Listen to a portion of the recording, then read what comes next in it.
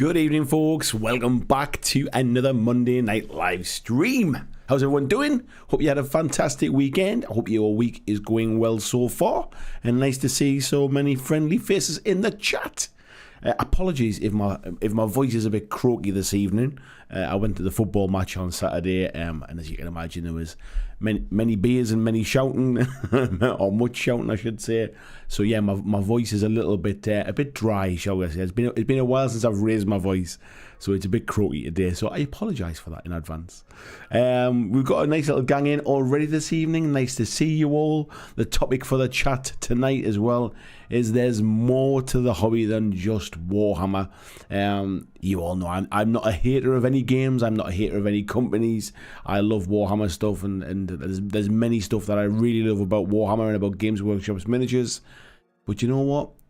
We've seen a lot of information about it this weekend with their Warhammer Fest, and I thought it's nice. It's a good time to kind of remind everybody there's more out there than just Warhammer. So we're going to be talking about some maybe lesser known games, maybe some new games to you as well that you might not have been aware of, and we're also looking at some miniatures as well. Not everybody's a gamer. Some people just like to paint Warhammer.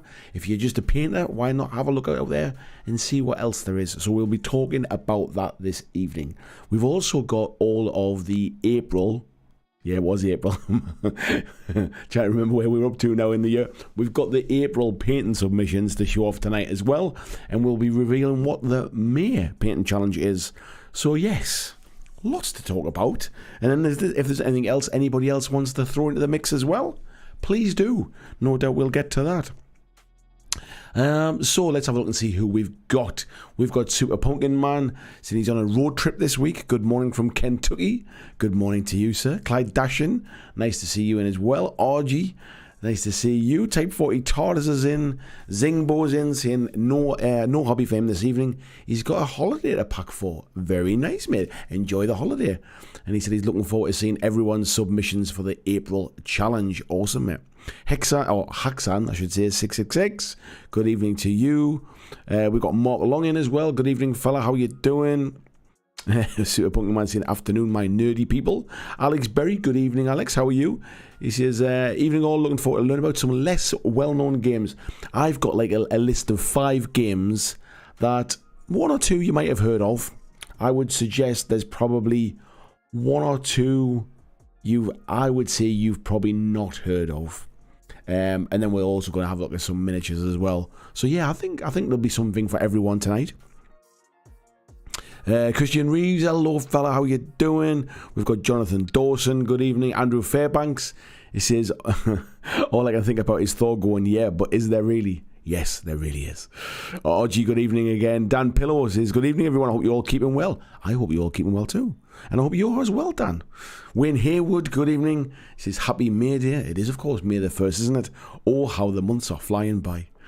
Fast Panda, nice to see you in, mate, as well. The Claw there. He says, good evening, hobbyists, whether GW only or if you evolved to the wider hobby universe. I think not everybody starts with GW, but as the dominant force, I think most people are, if they don't start with it, they're certainly very much aware of it. I think it's like kind of, I guess it's like sort of role-playing games. If you're into role-playing games, you're probably aware of D&D. You maybe get into through that. If you're into card games, you probably sort of maybe start with Magic, or you're aware of Magic. I think a lot of these kind of hobby type things, there's always that dominant force. Then it doesn't mean that they're bad. It doesn't mean that they're kind of like sort of that doesn't mean you have to move away from them necessarily. It's just nice to appreciate what else is out there, and that's what we're trying to do tonight. Blizzards are saying, hey, no wound care for me today, so I'm in for the duration. I'm glad you seem to be on the mend, my friend. VJ, good morning as well, sir. Tony Howell, good evening to you. Matt, good evening as well. How are you doing? Oh, I just jumped miles up my screen there. Where was that up to? I'll dive in here. RGC, was there a Warhammer Fest? I never noticed. There's been quite a little bit of news about it this weekend, isn't it? Jonathan Dawson's his only second time in the live chat. Well, happy second anniversary, mate. Nice to see you in. We got Bobby Clark. Hello to you, fella. Carrot, nice name, mate. Welcome to the chat. Says, I recently came back to the hobby after 20 years. I exclusively played Warhammer back then. After a month of being back, I've completely bounced off GW and I'm making a Turnip 28 army. Nice, mate. Like I said, it doesn't really matter what your hobby with. As long as you're happy with your hobby, it doesn't really matter what the game is. But it's just nice to kind of to showcase some things that maybe don't get the same bandwidth, especially around these times when we've got a brand new launch of the biggest and most popular game coming up. We've just had a 3-day sort of Warhammer Fest weekend, or might have even been 4 days with the bank holiday weekend. It sucks up quite a lot of the bandwidth. So yeah, nice to sort of talk about some other companies for a change. Type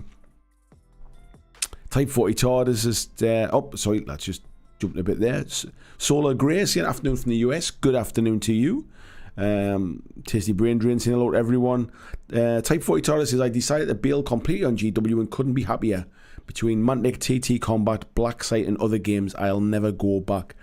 I don't even think it's necessarily a thing that you have to bail on them. I think people tend to talk in very much like absolutes, and it's almost this case of like I left GW behind, or I cut my ties with them and stuff like that. Sometimes it doesn't have to be quite that drastic. I know it is for some people, but it doesn't always have to be. You can still paint and enjoy Warhammer miniatures whilst still painting and enjoying other miniatures too.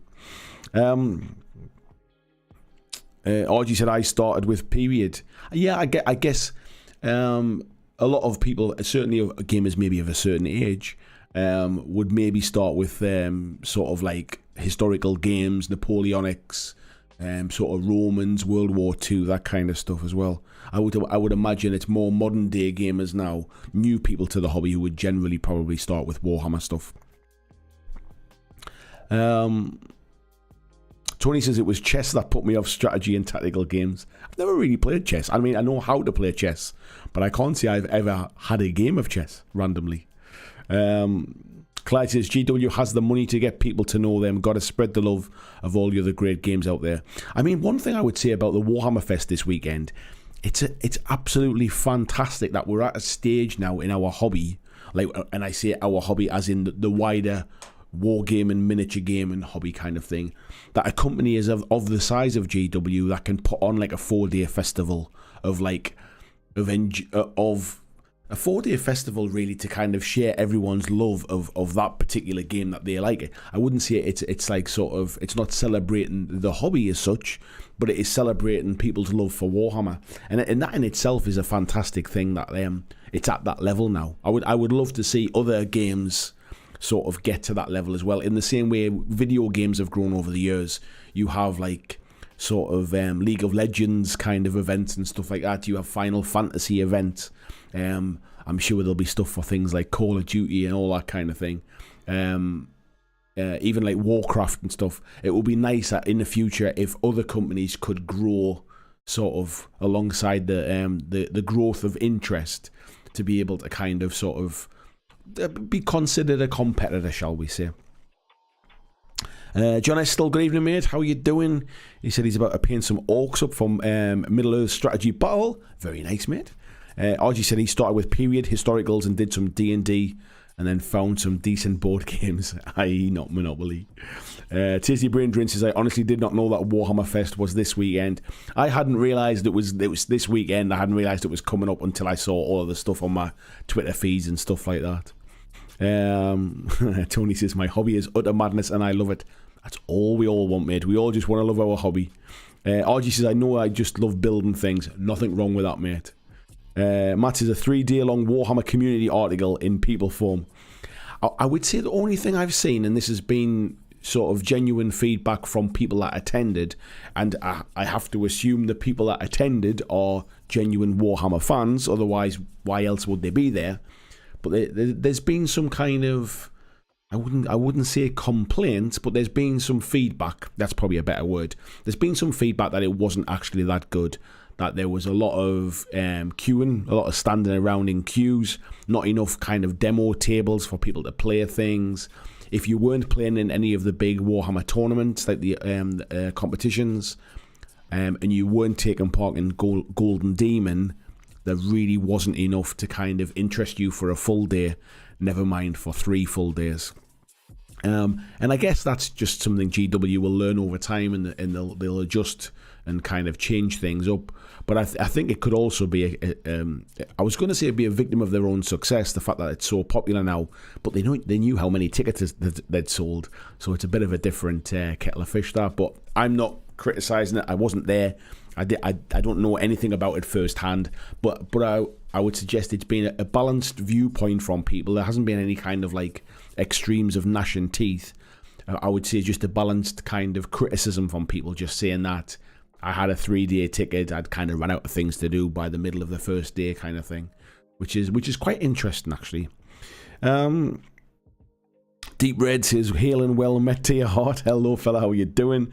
Carrot says, oh, and thanks for your Moonstone coverage in my recommended videos for making me realise that there are more games out there. No real issue with GW, but those prices are killer. I'm not even sure the prices are that bad anymore for GW. I've said this many times. I think there's plenty of companies out there who are sort of at GW levels, and some in excess of as well. I'm not saying they're cheap, but I'm not saying that they're out there as the most expensive company anymore. I think there are a lot of people around that level now. RG saying, I actually like some of the models, just never enjoyed the gameplay. Yeah. Cheese Me says, I kind of like some of the models GW does, but the games and their sales tactics make me go, nope. I would suggest that nobody's forced to buy the stuff. Sales tactics are essentially that. They are designed to try and sell things. That's why these companies have like hundreds of people in departments based around sales and marketing and stuff like that. And everybody can vote with their wallet, kind of thing. So I would never really kind of like sort of get up in arms about somebody's sales tactics. It's a bit different if it's something where like gas prices or food prices, things that people have to kind of buy every day. Then it's a little bit kind of, it becomes a little bit more sort of, it gets me animated. But for anything else, everything's optional. Archie says, I'm that old git. Cheese Me says, the new Orc Beastie does look good though. I don't think I've seen it. Hacksan says, I'm of a certain age and started with historical wargaming in the early 70s. Yeah, I wasn't around in the early 70s. John Boonham says, evening all, not made a live stream for ages. Nice to see you, fella. I must admit, I was just admiring your Wild West Exodus miniatures that I saw you being posting today. Looking fantastic. Cheese Me saying, I learned chess, but I got bored while playing and lose focus. I also, the same armies in the same terrain over and over again. Jez Hunt, hello mate, how are you doing? Yoakum, good evening as well. Tony saying, I don't mind Space Marines as long as I can vandalise them. Hey, they always, mate, you can do whatever you want with them. And Cheese Me saying, also Blood and Plunder. Yarr. Solar Grace says, I really started the hobby, in inverted commas, with Privateer Press. I played Battletech in the 80s, but there were no hobby spaces within 20 miles of me as a kid. So my modelling aspect was late coming for me. I'd be interested to know, like, over in the States, are Games Workshop still most people's sort of entry into the hobby? I mean, it's certainly a very British thing, because they're so sort of ubiquitous on our high street and stuff like that. Like, most sort of cities have a Games Workshop, and because they're an English company or a British company, then generally they're kind of like the big kind of player in the market. But I do wonder, like, sort of, has that changed over time? Are GW now a lot bigger in the US than they were, and people start to get into it through GW, where in the past it would have been other games like War Machine, like Battletech, like kind of Star Wars miniatures games and stuff, and I mean the old Star Wars miniatures games. I do wonder if that's the case. Matt says, apparently the queue for 10th edition tryout games were 4 hours long. Yeah, somebody had said that they just genuinely wasn't enough tables for people to try it out. Like, and bearing in mind, surely let's be conservative and say 90% of the people that went to Warhammer Fest would have liked to have tried out a demo of 10th edition. And bearing in mind they're trying to say it's like this new edition is simplified, not simple kind of thing, and streamlined for new people, you think they'd want to get more people trying it and talking about it. But interesting. Andrew says, need a 3D printer recommendation, non-resin. Can't remember the acronym for the other kind. FDM, I think, is what you're looking for, mate. FDM are the plastic printers. I can only recommend the one that I've bought, mate, which is an Elegoo Neptune. Mine is the Elegoo Neptune 2. There's Elegoo Neptune 3s and maybe even 4s now.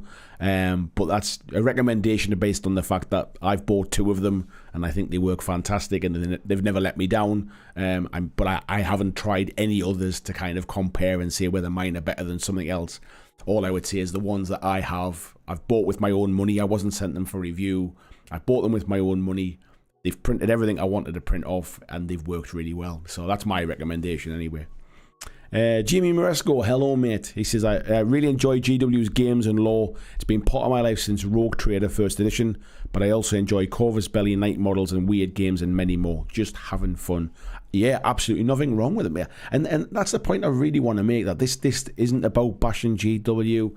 No, it's not meant to be an antagonizing title. It's just about, like, you know what? If you've only ever played Games Workshop games, and maybe you just want something else to paint, or maybe you've not even looked outside of Games Workshop, because there was for a while, there was a bit of chat, wasn't there, about how, because Games Workshop call it the hobby, as if it's only Games Workshop, and like if you hobby, you must be doing the Games Workshop hobby kind of thing. Even Warlord Games started talking about the Warlord hobby for a little while as well. The wider aspect of what we do, there's many different aspects to it, and there's many different companies out there producing some fantastic stuff, and that's what I want to focus on tonight.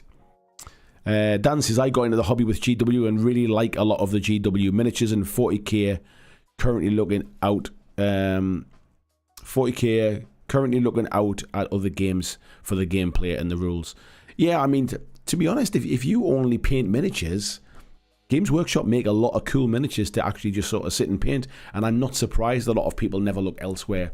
They're easily accessible, they're easy to pick up, they're on most high streets kind of thing. They're discounted heavily online. Generally, you can pick things up at a moment's notice because there's so much stock kicking about all over the place. Generally, for like the mainstream stuff. So I'm not surprised a lot of people just focus their hobby there. But yeah, there's some cool stuff out there. Martin Curl says, I've been getting well into Mantic game stuff lately, and I'd love to get into Battletech, but there's a lot of variety out there. There is a lot. And one thing I would also say is, I like to kind of highlight all of the different things that are out there, but I by no means suggest that everybody should play 25 different games. Like, if you have a game that you really enjoy playing, then fine. Like, you don't have to kind of go, I'm not telling you to change your game and like you must try the one that I'm telling you about. I'm just trying to kind of show you all the different stuff that's out there, but I'm not a salesman. I don't make any money from talking about other games in terms of like sort of recommending them or telling you I'm enjoying them and stuff. I don't like sell product off the back of it. So yeah, if you enjoying your hobby and you're liking the stuff that you're painting, no matter where it's from, then you crack on and keep doing it. Bobby Clark says, I was at Warhammer Fest, thoroughly disappointed, sadly. Unfortunately, mate, that seems to be the common thread that I'm hearing, and it really is a shame. It looked fantastic in the kind of in all of the big sweeping shots of the big place at Manchester that they'd booked. I forget what it was called, Manchester Central, I think it is. It did look impressive. Unfortunately, if there's not much to do there, I mean that's kind of where I got to with things like Salute. Was that essentially, other than meeting up with people I don't get the chance to see face to face very often, there wasn't really anything else there for me. And that's kind of a lot of the feedback that I've heard online, that people, it was nice to meet up with kind of maybe the YouTubers that they see online and stuff like that, and that they kind of like, they enjoy their work. And it was nice to meet up with people that maybe they chat to online or don't get to see very often. Some people hadn't seen friends since kind of prior to the pandemic stuff, and that was the nice part of the weekend. But it's almost like, that's almost a side effect. You shouldn't be having to pay to go to Manchester and stay in hotels and buy a 3-day ticket just to meet up with people that you don't get to see very often. Like, you'd expect Games Workshop to put a bit of effort into the fest side of things as well. Tony said, I got in the hobby before Ian Livingston and Steve Jackson started doing their gaming thing from the back of a van. I'm glad it was the gaming thing they were doing from the back of a van, mate. Matt says he's considering Fallout Wasteland Warfare. Unit boxes can be £40 to £45. You can't get them cheaper. GW prices are starting to look okay. Yeah, this is my point, mate. I think there's this common misconception that GW is way more excessively expensive than everybody else. And from a UK perspective, I'm not saying they're cheap. There are cheaper game systems out there, but they're not out there like on their own. Now, I preface that it might be if you're in a different region, if you're in the US or you're in Australia or you're in Canada or somewhere, the exchange rates might screw with that. And especially if you're buying American-produced games, so for things like Marvel Crisis Protocol might be a bit cheaper over there, War Machine might be a bit cheaper over there, Weird, Malifaux might be a bit cheaper over there, BattleTech might be cheaper. I think it depends upon where the product you're sort of buying, where it originates from. But yeah, certainly in the UK, I think it's a bit of a tired sort of old phrase now to say that GW are the most expensive out there. They make some expensive models, but there are other companies out there making expensive models as well. John says, whenever I fill up the car, I think that could have been an army box. I know what you mean, mate. Type 40 TARDIS says, for example, I recently found out Blood and Plunder. Now I'm very curious. Nice one, mate. Jezza saying, not a huge fan of GW games, but settings and minis are good. That new Nurgle fella on horseback, whilst the remake of a classic mini is bloody nice.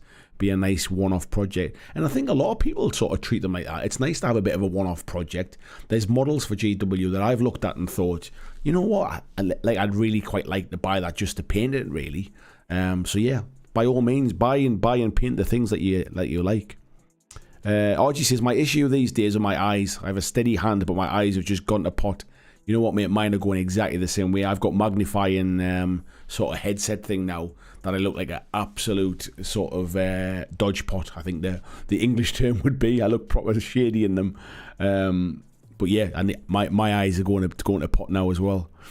Solar Grey says, yeah, even the friendly little game stores are mainly kept open with the big three: 40k, Magic the Gathering, D&D. 100%, mate. Yeah. Stuart Reed says Laserburn. I don't know what that was in reference to, mate. Steve says, as someone from the States, hello Steve, by the way, and hello Stuart, I forgot to say, mostly GW based games, and some from Star Wars Legion and some from Battletech. Yeah, I wonder, has that changed over time though? Has GW always been like the most popular over in the States? Cleo, hello to you, says, everyone, I've done my full hours of work for the day. I need some playtime chatting whilst I still have energy to stay awake. Speaking of energy, I am about to I've decided I need to look after myself. My health and my fitness is very important. I don't know if I mentioned this on the stream before, but I had a few heart issues over the last couple of years, and I do take quite a big chunk of medication for it. But I've decided I'm going to kind of sort of try and get fit and healthy and strong again. And I've signed up to like a program where somebody will kind of sort of coach me through it all, and it starts tomorrow. So 9:30 tomorrow morning is my first session. I'm equally excited for what the future holds and absolutely dreading what my first session is going to be like. So I'll report back next week and tell you after I've done a few sessions, because I'm essentially going to be doing 3 to 4 sessions a week to try and kind of get fitter and healthier and get sort of dietary advice and all that kind of stuff. So yeah, I'm looking forward to it, but I'm also secretly shitting myself.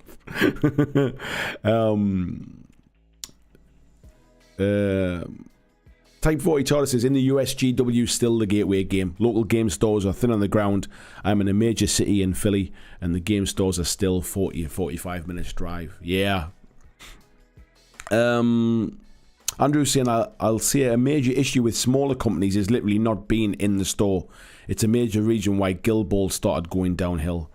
So it's a bit of a double-edged sword when you're saying about sort of games not being in the stores, because one is the fact that game stores are hesitant to stock games that don't sell really well because they take up space on the shelf, the inventory hangs around for quite a while, and therefore the shop's not making any money, when they know they could devote that shelf space to something like Magic the Gathering, like 40k, and they can churn through that stuff.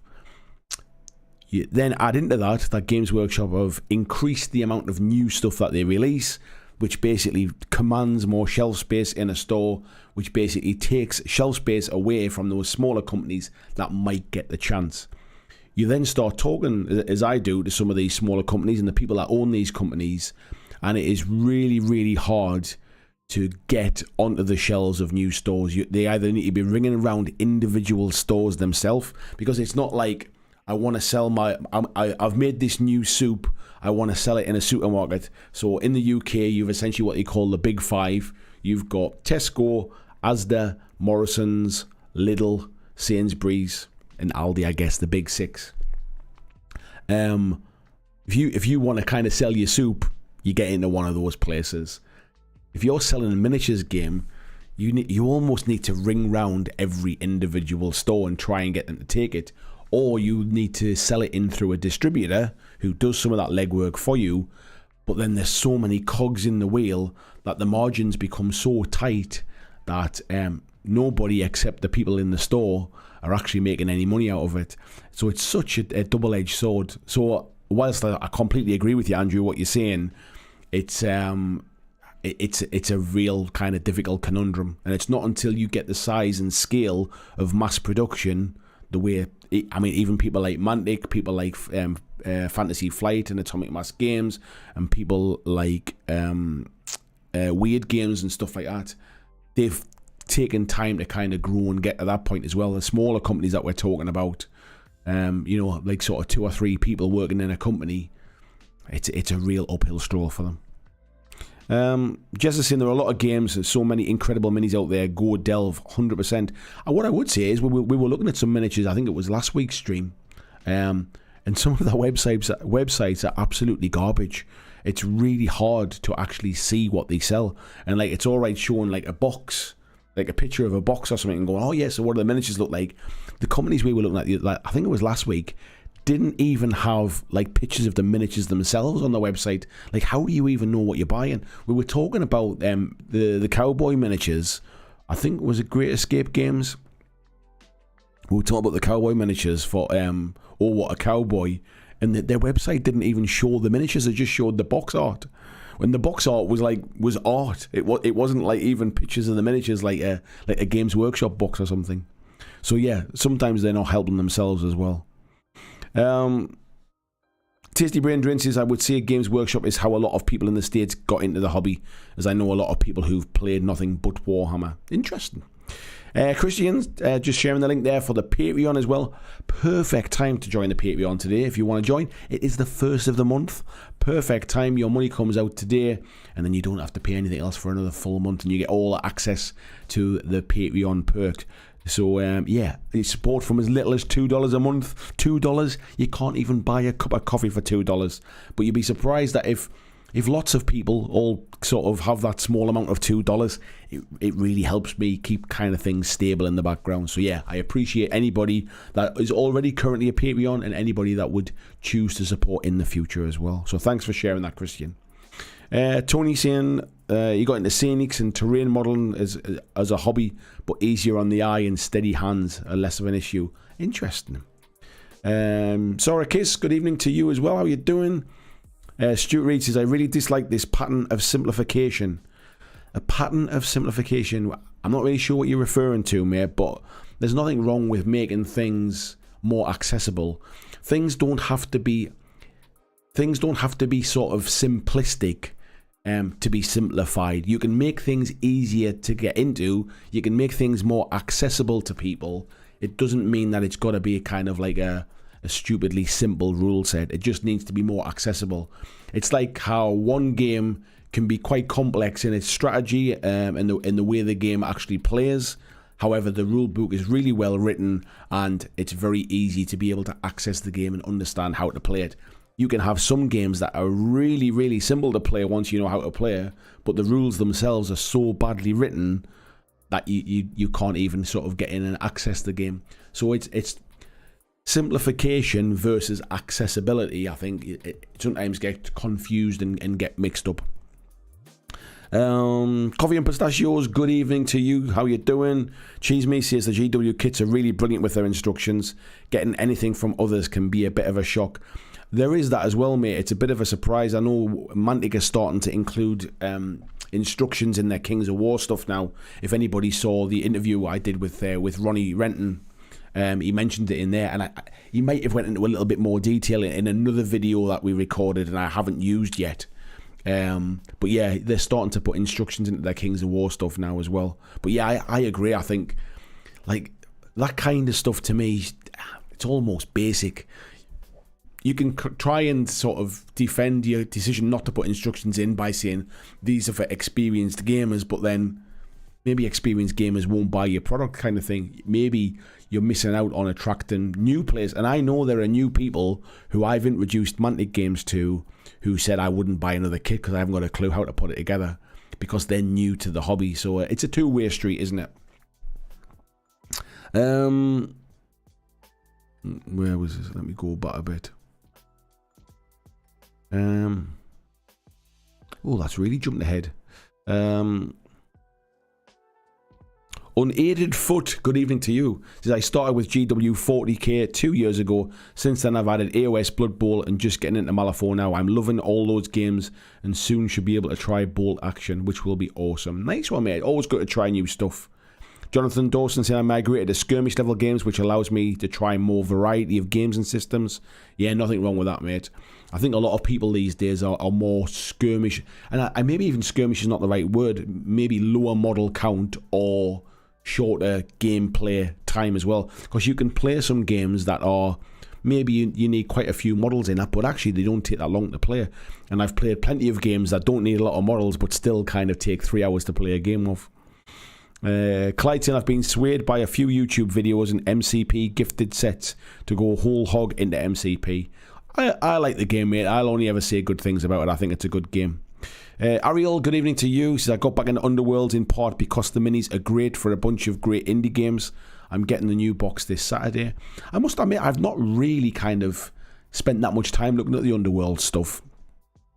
When it comes to kind of hex-based games, I'm a massive fan of God Tier. I've been playing it again this week. I went to a God Tier tournament yesterday. I'm trying to remember what day it is. Yesterday I went and played games of God Tier yesterday. The more I play that game, the more I wish I could play it more often. It's a fantastic game that's just massively underappreciated. So because of that, I've never really kind of looked into Underworlds rather. But I do like the fact that you kind of have these little sort of pre-made little war bands. And they always look nice with the sculpted bases as well. Stuart Reid says, GW have driven the other prices up, in my opinion. If they get away with it, everyone else can. Yeah, I don't disagree with that, mate, but at the end of the day, let's be honest, they're not a charity. I'm not defending them, but in the same as any business puts their prices up to kind of like to make more money, because that's what businesses do. You know, other companies could choose to not do it if they wanted to try and be generous, but they don't do that. So if GW are putting up prices and everybody else is following, then maybe they're all as bad as each other. Jess says GW is the pop music of gaming. That's not a criticism. Pop can be well crafted and is popular and easy to access, but sometimes you need metal or hip hop or jazz or Guatemalan nose flute. I think, to be honest, mate, I'm not even that sure that Games Workshop is that easy to access as a game. I think they're easy to access as a hobby because they're so sort of ubiquitous, they're so obvious on a high street. Like they're the only kind of models and miniature company that you see on any regularity. Like they've got video games made about them, and I think people have heard of Warhammer now. And so in terms of accessibility, they're very easy to access, but I'm not sure that their games are that accessible, which is a shame, really. It's a shame, and I'm assuming that's what they're trying to put right with 10th. RG says, thanks to AB, I'm making a set of challenge cards, bonus player cards to see how Blitzball actually plays. Nice one, mate. He says, just putting the text into an Excel file so I can get it printed and then make them into cards. Nice fella. Dave Mackay says, good evening as well. He said he snuck in later. Weetabix has just picked up Kings of War after not playing since before GW killed Warhammer as a fantasy battle. Welcome back to the world of gaming, my friend. Matt says the problem with GW prices is the amount of boxes you need to buy for a 2,000 point game. That's where it starts getting spicy. I will always say this, you don't need to play a 2,000 point game. And if you're playing other games that need big armies as well, I'm playing Conquest at the moment, for example, not a cheap game. It needs a decent number of models and will still cost you a big chunk of money. It's not alone in that fact. You can play smaller point games if you so wish. I think the main problem is most people don't just buy an army and stop there. And that's where people assume that it's a constant expense that they always have to keep spending. I think it's a mindset thing. You need to kind of sort of take your mind out of the fact that I'm going to play Warhammer 40k, which means I'm just going to keep buying stuff all the time. You don't necessarily have to. I know we do because it's a hobby, but if you were playing another game, for example, I'm sure you keep spending money all the time. Or if you play lots of different games, I'm sure you're still spending money all the time. I think it's just something that's levied at GW that's maybe a bit unfair. I'm not saying they're cheap, but I'm also not saying that it's not like, people get value for money in terms of I've spent my money, I've built them, I've painted them, I've played games with them. I'm getting personal value out of it. Everybody's value equation is different. Covian Pistachio says, good luck with your training, mate. Yeah, I'm going to need it, mate, yeah. Cleo says, good luck tomorrow. Take care of you. I will report back. I'm expecting it to be quite tough for the first few weeks until I kind of get into it. I've signed up for like sort of 12 weeks, which will take me up to, like, I've got a holiday booked in the summer where me and my wife's going away with the little one for a couple of weeks. We're kind of like our big summer holiday. And I've just because the company does it in blocks of 6 weeks, that's the reason I've booked for 12 weeks. It's not like I'm doing it for my holidays and then I'm not going to stop doing it. It's just that's when it kind of takes me up to. So I'll restart again when I get back. But yeah, I'm kind of determined this time. I've kind of toyed with the idea for a while, humming and hawing about it, and can I afford it? Should I really be spending money on it? But you know what it is? I saw something the other day, and it kind of registered with me a little bit, and it said, like, that your health should be the most important thing to you, kind of thing. Like if you're spending money on things, like if you buy nice cars, and that car disappears, you can carry on with your life, kind of thing. If you're spending money on nice houses or nice clothes, if they were taken away from you, you can kind of carry on with your life without them. But if you don't invest in your health, and that's taken away from you, you pretty much can't do any of the other stuff anymore either. So it was something that kind of registered. I thought, it's about time. I'm not getting any younger. I'm 48 this year. It's time I kind of do something about it. So yeah, I'm making an effort now, doing something about it. Matt says, yeah, sorry to hear about the heart issues, my friend. Thank you very much. He says, keep looking after yourself. Want to be spending many more Monday nights chilling out with you. Yeah, I think it's something that's turned out to be a hereditary thing as opposed to kind of like a lifestyle thing. People might remember I used to go for quite a lot of hospital appointments and checkups and stuff like that. And I spent a little bit of time in hospital as well. And I still go for appointments and get checks, and I take plenty of medication and things like that. But it's all kind of controlled and stuff now. It's just a kind of, at the time, it made me not want to do any exercise at all because I was kind of like worried about like sort of stressing my heart and stuff. So I kind of backed right off doing like going for long walks or going for a jog. And then gradually over time, because of lockdown and everything else, and then all of that stuff, I got to a point where I really wasn't kind of moving much at all. And I've become really, like, I wouldn't say I was massively overweight or anything, but I'm certainly not like kind of fit and healthy, that's for sure. Oh Jesus, given that Andy just mentioned health and fitness, no mention of bacon butties. You can still enjoy your bacon butty, mate. Everything in moderation. Waffles Enjoyer says, is saying there's more to the hobby than Warhammer sort of like saying there's more to sports than football? There is more to sports than football, mate. But then football is its own thing. That's like saying if you enjoy football, maybe you might like golf. And it's like, well, yeah, you might. but they're very, very different. The difference with saying that there's more to the hobby than just Warhammer is some people think, when they think of hobby, they only think of Warhammer.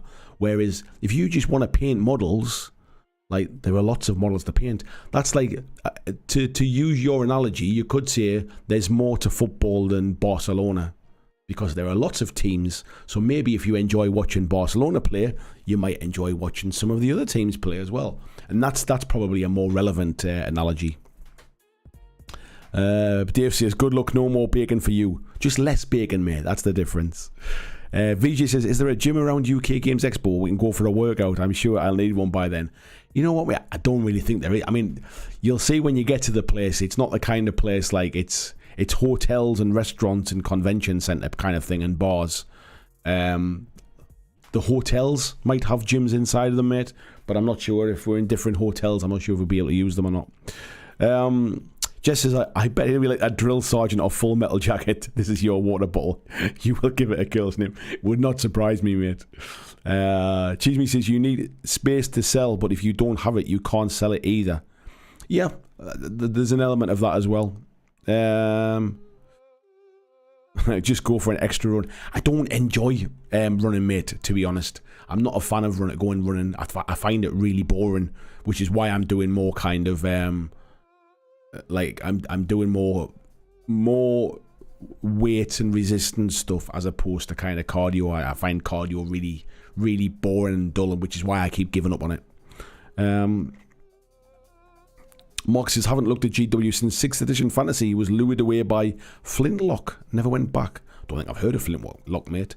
Matt says, GW hyper fast release schedule almost certainly aimed towards drowning out other companies taking up shelf space that might otherwise go to another company. Yeah, around the time when Star Wars X-Wing was doing really well, GW really ramped up the output and started kind of bombarding people with new stuff. Like, I remember when I first got into the hobby, which wasn't that long ago in grand scheme of things, there was a lot of like armies where you wouldn't get anything for that army for like a couple of years. People would have codexes for almost 2 editions and stuff like that, and if there would be a new release almost every month. So like it would be like, oh, there's a couple of new things for Space Marines this month, and that would be it. Where now it's like, right, there's 5 new things coming out on Friday, get ready because there's 10 new things coming out next week, and it's just a constant cycle of new stuff now. Tony Boovleiden, hello fella, how you doing? He said he's finally got a copy of Blitzball on its way from the States. Nice one, mate. Nice one indeed. Cheese Me says, yeah, you need the scale to fight GW, but you can't get the scale because you don't have the money. Yeah, it's really hard when a company are like starting out. It needs something, which is why you get companies like Atomic Mass Games focusing on like Marvel and Star Wars. It needs something to break out of that sort of small mentality, if you like, and that's not meant to be a slight on some of these companies, but a lot of these companies obviously they get into this for the passion and the love of the hobby and the love of their tabletop gaming and sculpting and things like that, and they might have the best game out there and they might have the best sculpted miniatures out there, but they don't have the marketing budget, they don't have the bandwidth to kind of make people aware of it.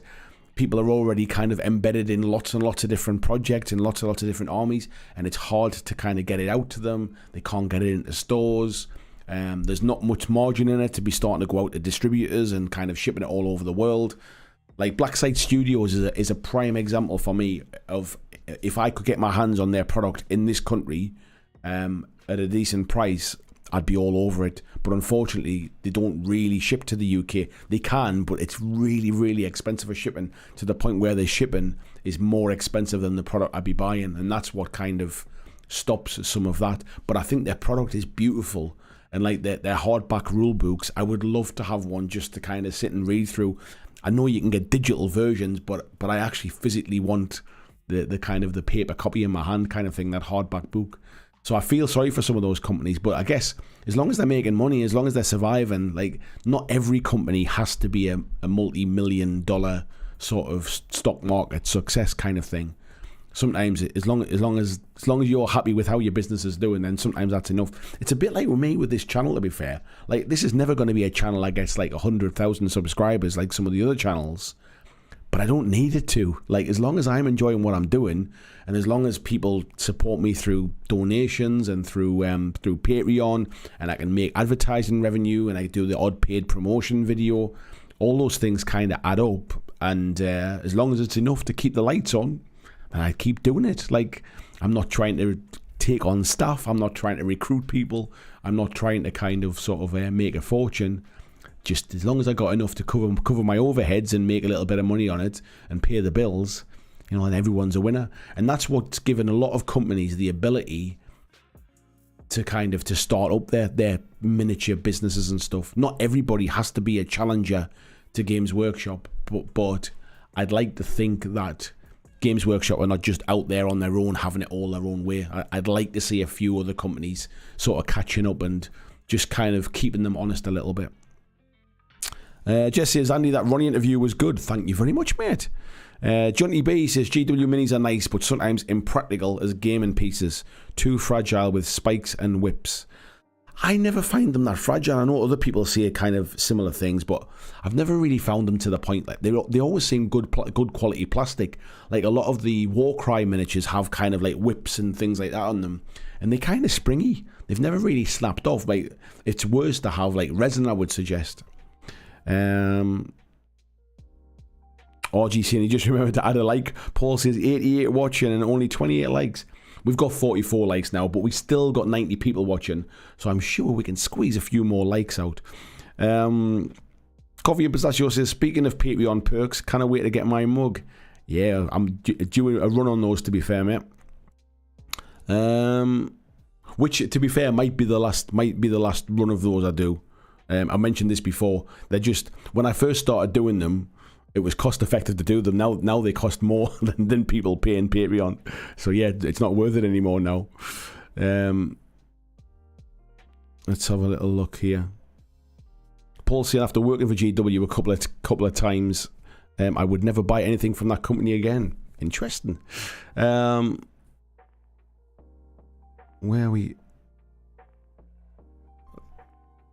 are we up to here? It's jumping around all over. Matt says, you think it isn't partly a confidence issue with showing off miniatures? Companies might compare themselves to the big guys and just don't see themselves matching up and end up being half-arsed. I think it's generally sometimes, mate, more to do with just cost. Like, if you've only got so much to spend, are you better off spending it on a website? Are you better off spending it on, like, paying a photographer to take nice pictures? Are you better off paying a sculptor to sculpt you more miniatures so you can sell them? Like, there's normally not a lot of money available to kind of go around and do all of the things a bigger company would. Like, you get some companies coming in, people like Parabellum with Conquest. You get companies like there's a lot of talk at the minute about this War on Terror game, and seem to be kind of spending a bit of advertising money, making sure everybody knows about the game. Not every company can do that. Tony says, as long as a game is available to us friendly local gaming stores and we can order in small quantities, we can stock it as a to-order item. We handle Malifaux and Infinity this way. I think the difference with Malifaux and Infinity, though, mate, is they are handled by a UK distributor. So I think Wayland Games are essentially the UK distributor for games like Infinity and Malifaux. So that they end up being able to pool from a bigger pool kind of thing to buy in bulk from the States. If you take something like a game I was speaking to the guy a little while ago, was the guy from Traders Galaxy with Bot Wars. He's really struggling to get it into stores because people just put it on a shelf and then leave it there. Nobody knows about it. Nobody knows about the game. Nobody knows what the game's like. The stores haven't got time to demo it. The community's not big enough yet to have a sort of a volunteer program to push the game in stores. It ends up being catch-22, and there's not enough money probably in the product to be starting to pay kind of like distributors and stuff like that. Cheese Me says Mantic is getting there. It's a shame other companies don't copy GW in terms of instructions. Raven the Saviour says, hiya, pleasure to catch another stream. Thank you very much. He says, haven't seen the title. I myself quit GW completely after 12 years. I only play Star Wars games like X-Wing Legion or games like Wild West Exodus and MCP. Yeah, I think there's quite a few people. I think that what's changed over time is the the alternative games that are out there, and I don't like saying an alternative to Warhammer, because not every other game isn't an alternative to Warhammer. They are just alternative games that you can play. Warhammer is an alternative to, say, Kings of War or something, isn't it? But I think as some of the other games have big enough kind of communities and audiences that people are not worried about jumping into another game and not having anybody to play. Things like X-Wing, things like Legion, things like Marvel, or a nice, comfortable place to go to, and also something with like a familiarity where people are like, oh, well, I know what Marvel's about, I know what Star Wars is about. So I think when you start to bundle in those licenses and the popularity that license brings, you start to create communities that people feel comfortable moving away from the established stuff and trying other things out. Tony says fish finger butties with chili sauce are flavour of the month. I'll come back to the Halloween bacon butty next month in time for my birthday. And Raven saying GW, in my opinion, will price themselves out of business. I disagree, mate. But yeah, we've talked about that before. Because of Ben, good evening, says at the end of the day, wargaming is a hobby, and with the way things are going, it's going to be the first cut when budget times comes.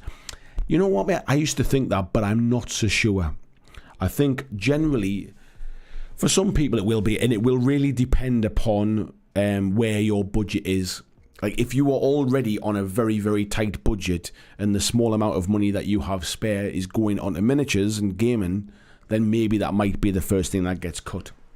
But I think if you're slightly over that threshold, I think people start to cut things like having a takeaway or having a night out, or maybe kind of sort of like going to the cinema or something like that. Because your hobby, once you've bought your hobby stuff then gives you back sort of things to do. Like, if you have a night out, that night out is done and dusted in that night. If you go to the cinema, you've been to the cinema, you've seen the film, that's it, it's done. You've spent your money, you can't use that again. You know, if you have a takeaway, you've eaten it, it might be very nice, but it's done. You can do alternatives to those. But with hobby stuff, people like to stay active. Like, if you don't have a lot of money, having a hobby to keep you mentally active and keeping you busy is actually a very important thing. So I think there's levels to that. So I don't think for everybody it's the first thing that gets cut. RG saying instructions, just type Victrix miniatures, just a set of codes for multiple multi-pose figures on a frame. Yeah, but I think with that there's an element of, if you're an experienced gamer and you know exactly what you're buying, that might be enough for you. If you're somebody new coming into a hobby, it's almost daunting to have, like, well, just do what you want kind of thing. That's a bit of a daunting thing. Hacksan says, I think Underworlds is a good gateway game with the snap together models and ready-made card decks, and the models are great for other games. I wouldn't disagree, but then I've just been talking about God Tier. I think God Tier is a better gateway game where the models are pre-built. You don't have to build them. You don't have to have pre-built decks. You don't have to do any list building or anything like that. You don't have to build decks. You don't have to have a pre-built deck. You just choose whichever models you like and you play with those. So if you're into Games Workshop games, Underworlds might be a really good gateway game, but I'm not suggesting it's the best gateway game. Clyde says Andy's going to be so sore from the initial workout, he'll not be able to lift his paintbrush, poor guy. My first day is pretty much arms and shoulders and stuff, I think, as well. Don't forget Motrin and Advil. We don't get Advil in the UK, mate. I've had Advil for headaches when I've been in the States, and it is like magic. It works exceptionally fast, but we don't get Advil in the UK. I think our drug laws are very slightly tighter. Jonathan says, it's true, I sit down all day and I'm conscious I need to get up more and move around more. Well, look what I do for a job, mate. I sit here and paint, I sit here and make videos. I go and pick the little one up from school, but I generally drive to go and get him so that I've got more time to kind of like sort of do work during the day. My hobby is sitting around here. My hobby's playing games. I don't go out to work. I work at home, and gradually over time that's just kind of become worse and worse, really. RG says, my lad started a new workout routine and has suffered from DOMs all weekend. Yeah, DOMs are just something that you have to accept you will get. and even if you're exceptionally fit, you will still get DOMs.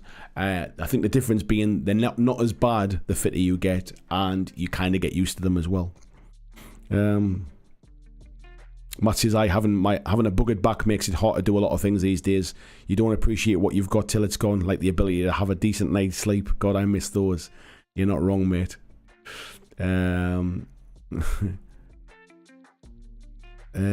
Greg, nice to see you, Greg. How you doing? He says, I'm 53 and kept at training. Painting and the hobby in general isn't very active, so a nice balance. Now just need to deal with the injuries from training. Yeah, Matt says, only masochists enjoy running. Yeah, my wife likes running. I'm not a fan of running at all. Vijay says, running sucks. Having peace and quiet to listen to podcasts now, that's why I run.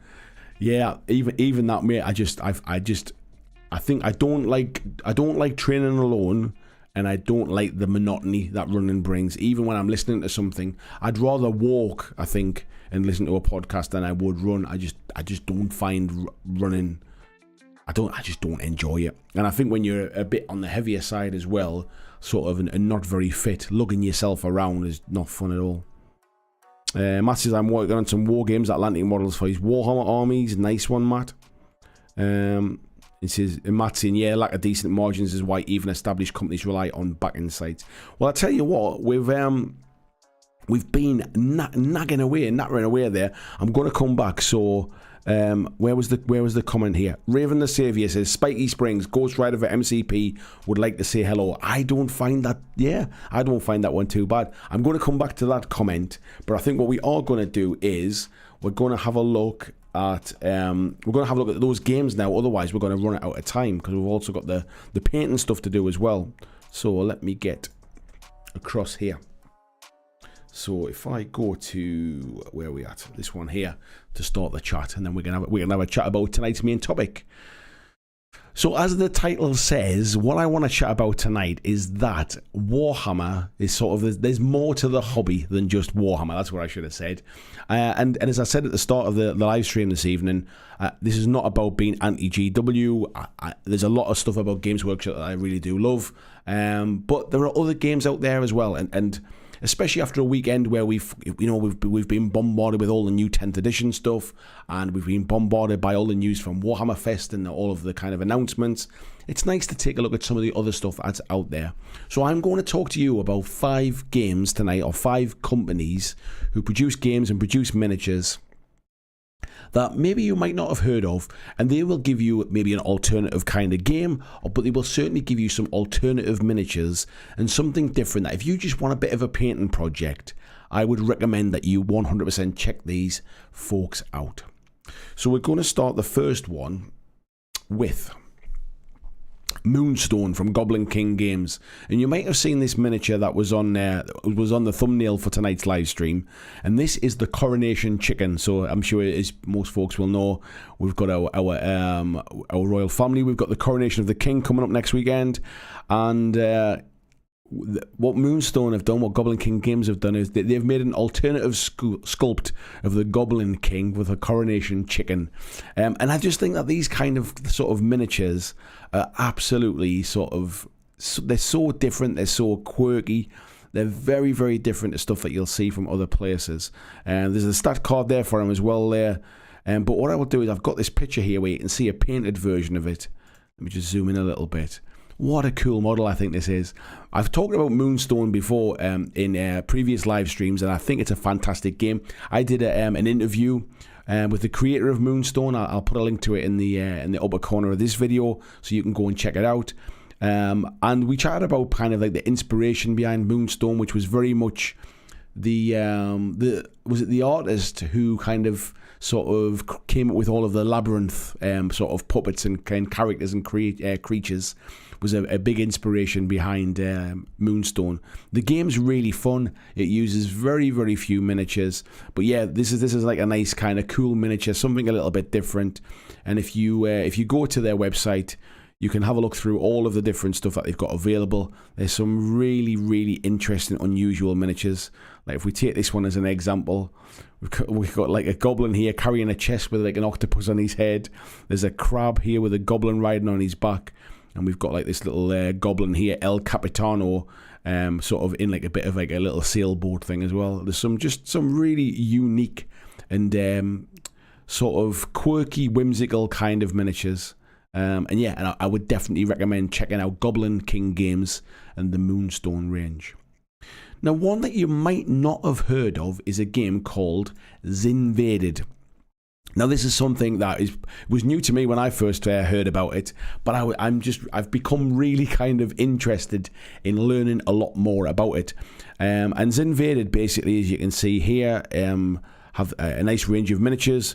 I'll just click on some of these ones here. So there's this one's one of the faction starter sets, and you can see some of the miniatures here. But what is unique about this game, and what I find is really interesting, is you don't need a lot of miniatures themselves, and the background to this game is that essentially what's happened is these kind of, if I remember right now, I have to try and remember, these aliens have basically come down to the Earth looking to conquer Earth, and they've basically come down, sent down a little scout patrol as a bit of a recce to have a little look around. And what they find when they come down is they see like a tabletop game being sort of played on a table, and they think that is what humanity looks like. So they create these alien creatures to come down and attack humans. And when they get here, they realize they've kind of messed up a little bit, and they're only like the height of kind of like of 28mm miniatures kind of thing. And the idea is you play the game on whatever you've got lying about on the tabletop. So there's none of this building kind of like fantasy terrain or sci-fi terrain. They're essentially fighting in and around your house with household objects. So you'll have them just on a table fighting around coffee cups and staplers and kind of notepads and pencil cases, and they might be fighting in the middle of your game of Warhammer or something like that. It's quite a unique kind of idea. And even their rule book has like a campaign type player where the idea is you play games in different rooms of your house where you would obviously have their different kind of terrain and stuff. And I just think it's really quirky. The miniatures, whilst might not be kind of like up there with the quality of things like Games Workshop stuff, I just think they're really unusual. They're really quirky. And really unusual. I mean, you've got some Zeds here, which are like little bugs and things. You've got the Zin here. Unfortunately, I can't get you any bigger pictures. I'll try and zoom in a little bit. But yeah, I would definitely go and check it out. Let me just zoom back down there again. Go and check it out. Zinvaded, so as in invaded, but with Zin at the front there. And I don't even know the name of the company that does it. Let's have is the company called Zinvaded? Maybe. I have no ideas. But yeah. Oh, here's some gallery stuff here as well. So you can kind of see some of the pictures here where people are playing on tabletops with some Nerf bullets there. There's some pencil, a box of pencil. The phone's lying on the tabletop as well. So yeah, you can kind of play in some very quirky and unusual places. But yeah, very small company, just starting out. Please go and check them out. Now, the next one that I want to talk about it might be a company or a game that you've not heard of. And this one is Eldfall Chronicles. And Eldfall Chronicles was a game that went to Kickstarter a while ago. It's shipped out to backers now, and everything is available now to buy on their online store. And the style and the quality of their miniatures is absolutely fantastic. I really do like the style of this. They've got a whole sort of lore and world built up around this. The couple that make this game or designed this game are Japanologists, I think the right term is. They basically study the history of Japan. And then during lockdown, obviously, they couldn't sort of do the jobs that they were doing, and they decided to create a game, and hence, this is where Eldfall Chronicles started from. They have a number of factions here with some kind of neutrals. The game is a skirmish game. You only play with about 3 or 4 models per side. It can be played solo, it can be played cooperatively, and it can also be played kind of competitively like versus. But some of the stuff is just fantastic. I've been speaking to the company about this. They're sending me out sort of like a starter set to have a look at and do a review of. So I'm looking forward to receiving that. But you can see here some of the miniatures here. And they're actually made of the new material that Corvus Belli are starting to use as well. I forget what it's called.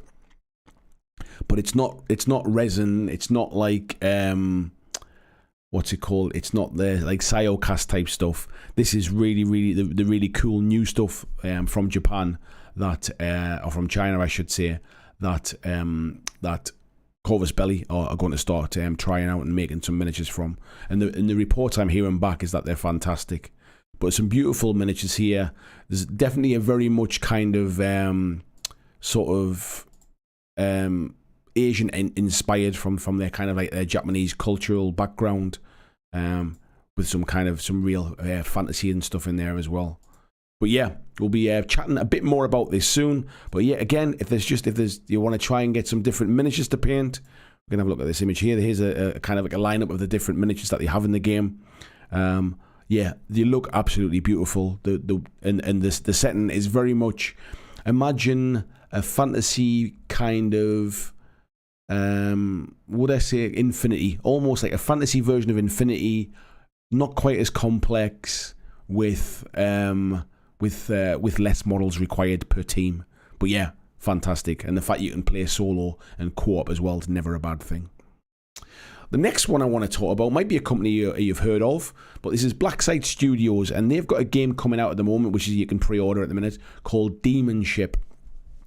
And this is a game by a gentleman called Malev, or Shinobi, who basically paints the miniatures for BlackJack Studios. So if you see any of the painted miniatures on their site, he's their painter as well. But he's also designed the game. And what's really interesting about it is it's a really, really small scale game.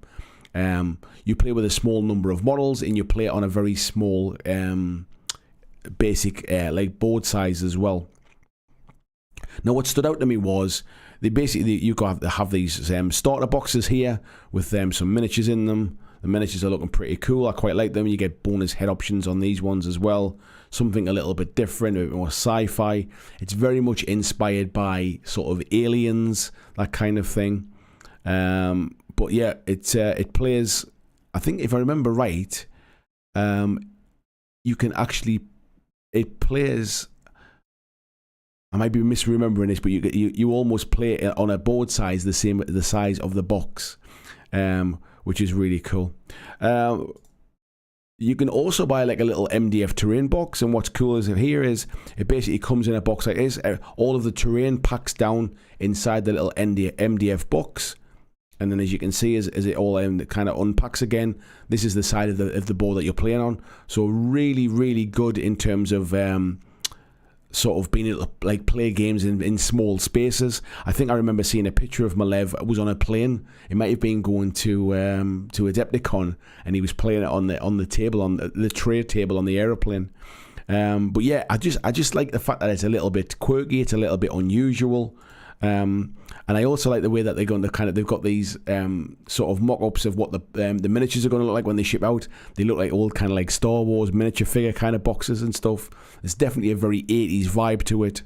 But yeah, I just love what they're doing. Some beautiful minis, and some really nice ways to kind of package it and use it as well. There's even a Malev miniature as well in there. So yeah, something else to check out, something a little bit different, a bit more unusual, a bit more niche, but by the same stretch, definitely worth checking out. The last game, but not the last thing I want to talk about, is from a company that you might have heard of called Olmec Games, who make the Drowned Earth. But they have a version of their world, basically, which is called Alaya Chronicles Raptor Claw Island. And in this box is basically everything you need to play the game. But it doesn't come with miniatures, it comes with standees, which means that you can play the game. It has a double-sided mat that you can play the game on, has all of the cards, all of the card terrain and everything else. And then the company sells the miniatures if you want to kind of sort of optionally then upgrade your game to have proper miniatures in them. Now, I did a review of this game, or a preview of this game, when it went to Kickstarter, and since then Olmec Games did send me out the Raptor Claw Island, and I just never really got around to playing it, but I did break it out last week and had a go of it, and I forgot how good it was. And I do have some miniatures to paint up for this as well, so it's obviously dinosaurs and sort of hybrid type part human, part animal creatures and things. And there's some really cool stuff in this. If I go back and have a look, we can have a look at some of the creatures and stuff. So these are the in fact, let's have a look. So there is a starter box which has the heroes in it. So these are the 4 heroes that you can play as in the game, where you get the cardboard standees for these, but you can buy the actual the resin miniatures. I think I'm saying resin. They might not be resin actually, off the top of my head. Let's have a look and see what it tells us. I can't remember now. It doesn't actually say it. I can't remember, but we'll check. But these ones are the ones to replace the standee miniatures, and then obviously you get some standee dinosaurs as well, and you can buy the dinosaurs as well to replace the standees in the game. And here we have is this an ankylosaur or something? Or an ankylo, I should say. And there's some cool stuff in there. So just really, really different. Plays on a small kind of play area. Again, can play solo, very much a narrative experience, and you can also use any of this stuff to play the larger skirmish game, which is the Drowned Earth as well. So anything you buy to play this can be transferred over to that. And yeah, this Raptor Claw Island box is available. I've seen it online with some discounts for about £40, so it's not expensive either. Now, the last thing I want to talk about is if you're just into miniatures and you like painting, there are some really, really good 3D printing companies out there. Companies that will provide STLs so you can print them yourself, or you can get somebody to print them for you. Now, I'm not going to go into all of the companies, but one that always catches my eye, and I always love the sculpts that they do, are Arch Villain Games. And I just want to show some of the stuff that if you're not really into gaming and you're just into painting minis, there's some fantastic stuff out there outside of the big Games Workshop and the other big companies.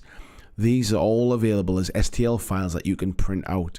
And there's just some really, really beautiful looking miniatures. Some of them can be proxies for your games if you want to do something a little bit different.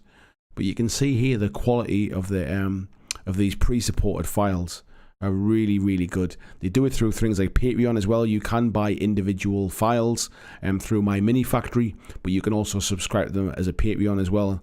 And some of the stuff they do is absolutely beautiful. If we have a little look at their shop here, so you can see some of the stuff that they sell. He says waiting for it to load. Oh well, we'll try something else. Let's go back.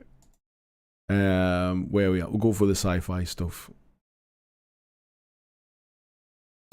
Yeah, Arch Villain Games, their website doesn't want to load for some particular reason. I have no idea why it's not working. But what I'll do is I'll insert some pictures into this video later. But yeah, it was working before, because I was having a look at it before we came on the stream. Never mind. So yeah, so there's a selection of 5 different companies making games and miniatures, and one 3D file maker as well. It's just to have a look and see what other stuff's out there. I mean, I haven't even touched on the edges of what's available out there. I just thought I'd show a few that I've been interested in recently and I've been looking at, and just try and make you aware of a few things that maybe you've never heard of. Well, thank you, folks, for listening to that, because I've got no idea what happened with the Arch Villain website. Obviously, the website has gone down just while we're doing that kind of stuff.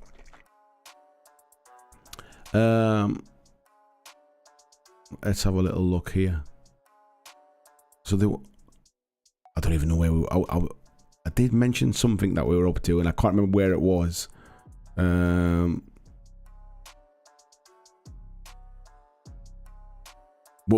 I'll just dive in here anyway. Greg saying, my buddy's Malev's new game Demonship is up for pre-order at Black Site now. Just been talking about it, mate, so that wasn't a good timing. And yeah, Jez is saying it looks amazing. Is there a UK distributor? Unfortunately not yet, mate. Major Tom saying, good evening, a bit later, do you have to watch the first half tomorrow? Hello fella, how you doing? Haxan saying, nothing wrong with spikes and whips. Vijay says, I've always felt that way about my business. I'm fine with the level I'm at. No need to grow beyond where I am now. Happy and mostly creatively fulfilled. Yeah, and I think a lot of people in the hobby industry are definitely like that. A lot of people go into business to make money and to try and grow their businesses. But I think when it comes to creative type stuff, that's not always the objective. Matt saying, Demonship's Blackside Studios, isn't it? Yeah, damn. Postage and Packaging puts their products out of the range. I used to think that I probably shouldn't be talking about stuff where it was like where Postage and Packaging is horrendous to get to the UK and stuff. But however, not everybody has kind of limited funds. Some people are quite happy to pay that money. And also, not all of my audience are from the UK. Like, only something like 29% or 23% of my audience are from the UK. So for a lot of other people, it's very much affordable. So, yeah. So I now no longer worry about that kind of stuff, because as an audience, there's a real mix of people in different locations. Ed saying AMG do a good job of keeping GW honest, I think, at least in terms of quality of minis and games. Yeah, I would agree, mate. I think definitely at the moment they're definitely pushing them more and more. Christian sharing the link there for shopping on Amazon UK as well. If you are shopping and you shop through my link, I make a small commission and you don't pay anything extra, but it definitely helps the channel out without you spending any money. VG says, I've felt that way about my business for a long time. I'm fine at that level. Oh yeah, we've just read that one. Oh, that's just jumped again. Ignore me. Matt says, Wayland games are good for those smaller cult following games. Just been checking out Wild West Exodus minis. Talking of other games, and they look wonderful. If I actually go across, let me just go to the Wayland games website, because I think, because I get the Wayland games like sort of distributor emails, which basically tells you like what's coming out and stuff and what's coming up. And essentially, I'm trying to see if there's anything on the website. I don't really want to advertise them as such, but I'm trying to see here, because I'm sure they've got something. Maybe not, but if I go across to their website, you can see here along the top, they're distributors for quite a lot of these kind of games. So when you look at the games that they sell, when they've got things in their list like Batman miniatures game, I think this might be a distributor for Night Models in the UK. Dystopian Wars is obviously their game. Flames of War, Infinity, Malifaux. Where else are we?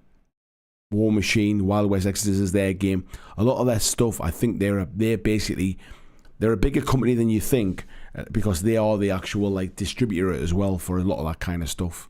I think there used to be a company called Simple Miniatures Games, and they were the distributor, and I've got a feeling Wayland might have bought them out or something like that. I could be remembering that wrong, but I'm sure that's what happened.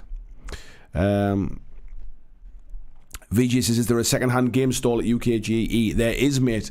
There's a really massive bring and buy place, but it's like a absolute sort of Black Friday slugfest. So there'll be quite a queue for it. You're not allowed to take any bags in as well, so you have to put your bags into lockers and stuff. And it's cash only, I seem to remember as well, because they obviously want to pay all of the people that put their stuff in there at the end of the day. So it's worth, if you've got some time on your hands, you're there for the 3 days, it's definitely worth having a look through it. You can get some good bargains, mate.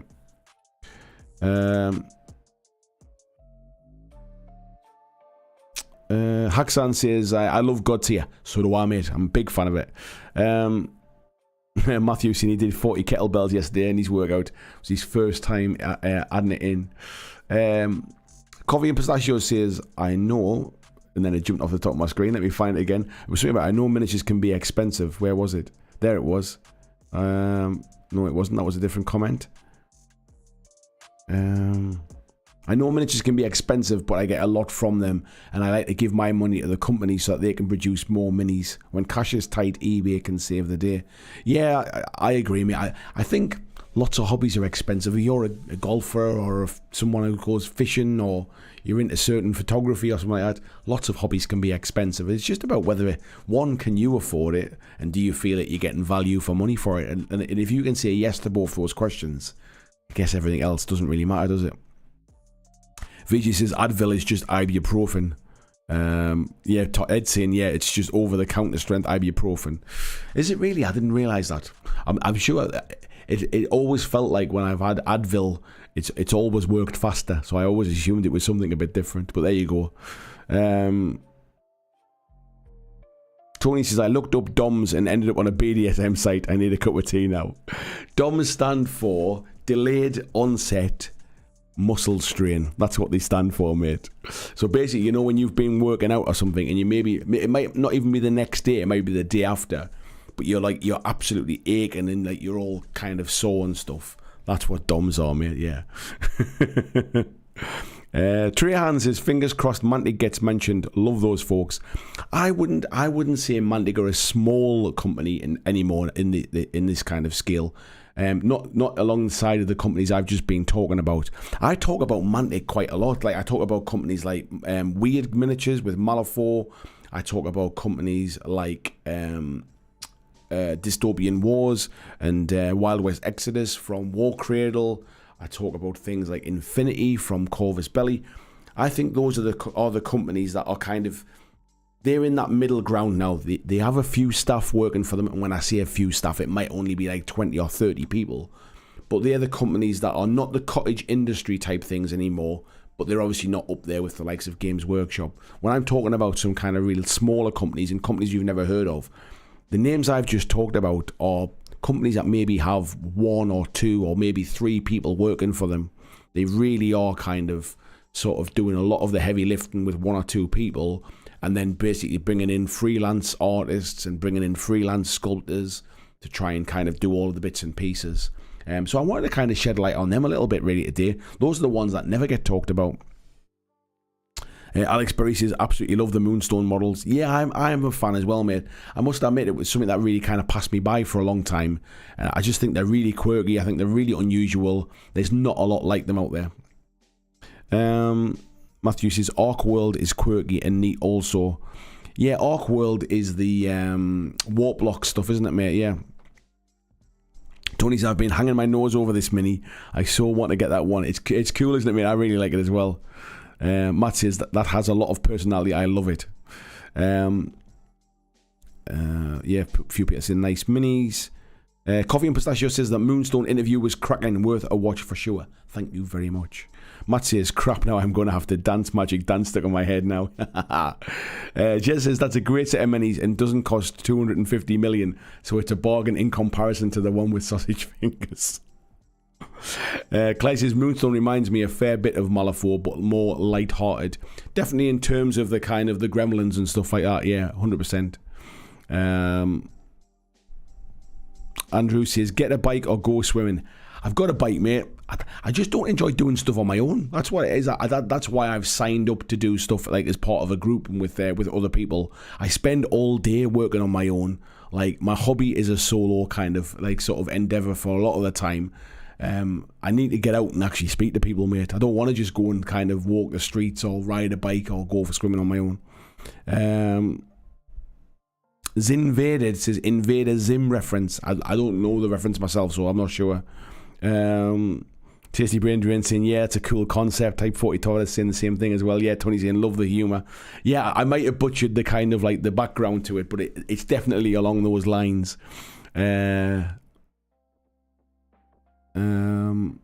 Yeah, Jez says that's great setting too, like Small Soldiers. Yeah, exactly like that, mate. I just love the idea that they basically like kind of come down and go, oh, these are the people we have to conquer. So they kind of amass their army to come down like the right kind of scale and stuff, and then like I say, oh, we messed up here kind of thing. I quite like it. Matt says, yeah, the fact you could use a Coke can as terrain appeals to me on so many levels. Yeah, I saw a game a long time ago and I can't think what it was. It might have just been a set of rules as opposed to miniatures and things. But it was like you basically played as if like they were basically fighting like shoes and toys and things lying around with a terrain kind of thing. And I forget what the game was. RG says the Zin stuff reminds me of the Gates of Antauri stuff from Warlord. I'm not familiar with them, to be fair. Matt says a Demoness with a giant sword. I'm sold. And Jess is saying they're very painters minis. Nice. And Clyde saying Siocast. No, they're not Siocast, mate. They're called, I forget. Let's see if I can Google it. I forget what they're called now. But like I said, let's see. While we're chatting, I'll see if I can find it on the website, because it's the company is the same company that Infinity, what they called Corvus Belli, are going to be starting to use soon as well. And I forget what they are. As soon as I see the name, it'll come straight back to me, and I forget all about it. So they are like a high quality resin which had similar properties to hard plastic. And there's a article here about it. Let me just if I flick across to here.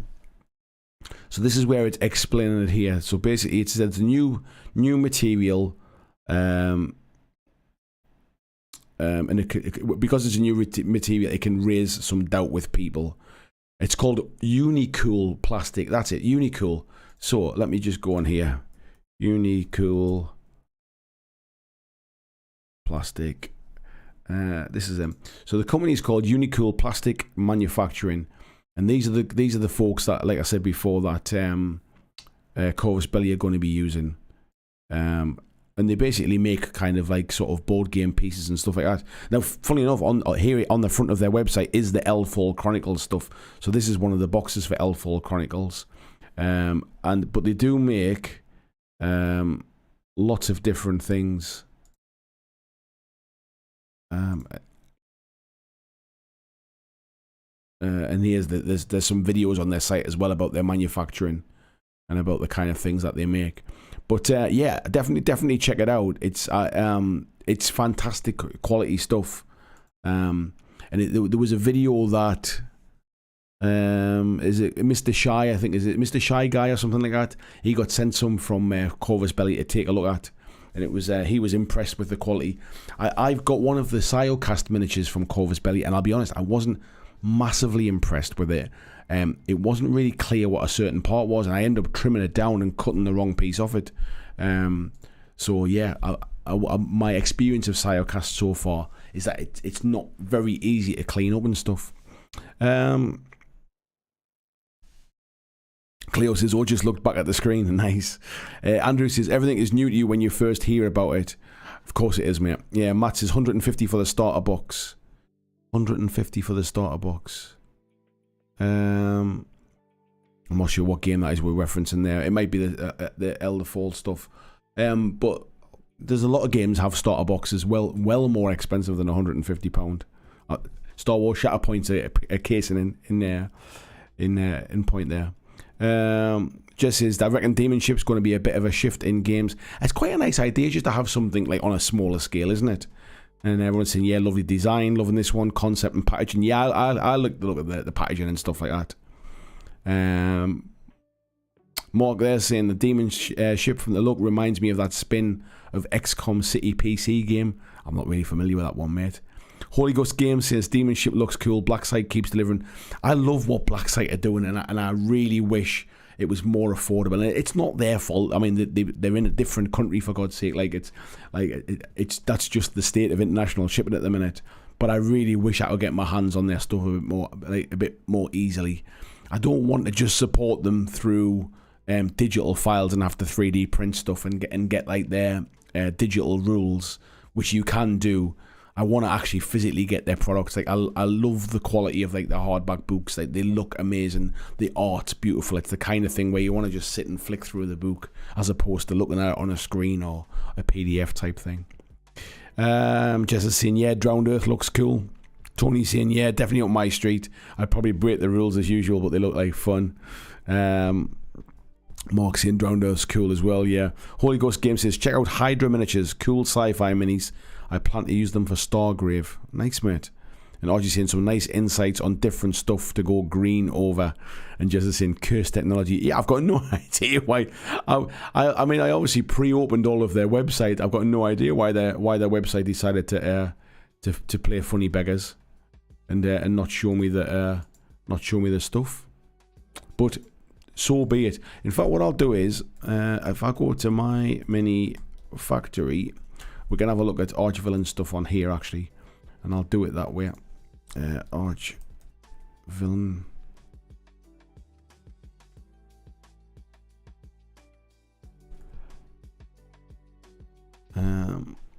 Here we go. So my mini factory is essentially like kind of a bit like Amazon for STL files, really. But these are the kind of stuff. So Archvillain Games, you can just buy some of their files here. You can see where you can buy these. Like these are their Patreon kind of supporter levels and stuff, and you get like different stuff every month. But you can just look at oops, wrong one. You can just look at some of the miniatures that they produce as well. So let's have a look at this one here. So this file's like $10, and in this file you get these 3 different miniatures, and it just shows you kind of some of the stuff that they do.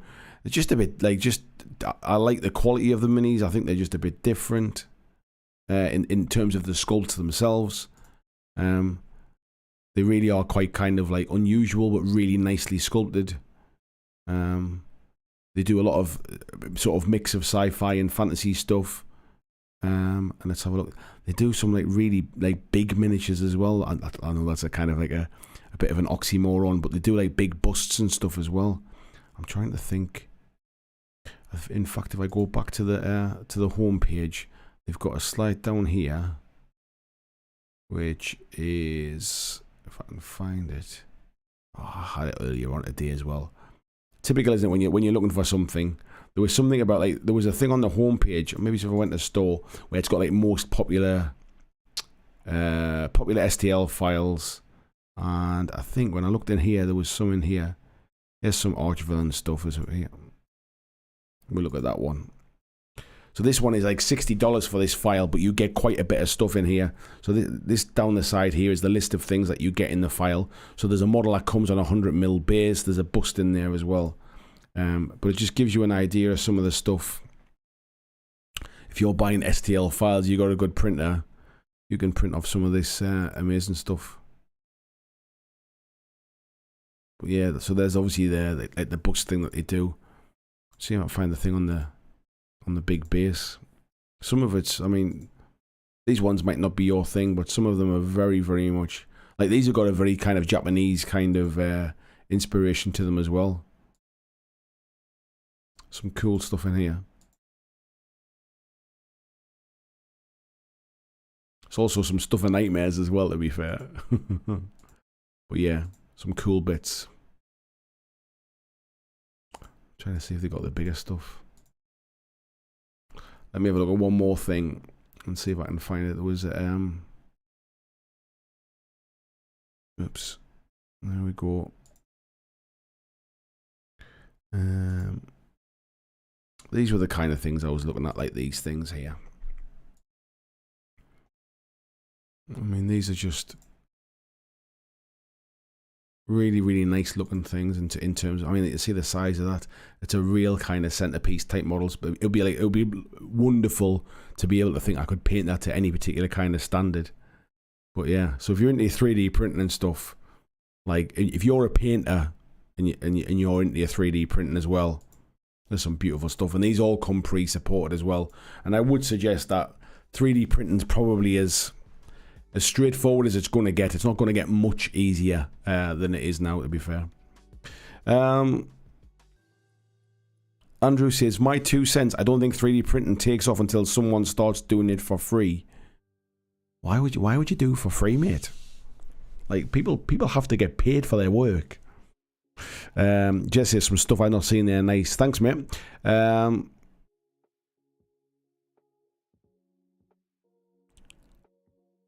are we up to here? Matt saying, I wouldn't have known about most of these systems, so cheers, yeah. Dan says, I'm really liking the look of Archvillain mini stuff. Yeah, I love it, mate.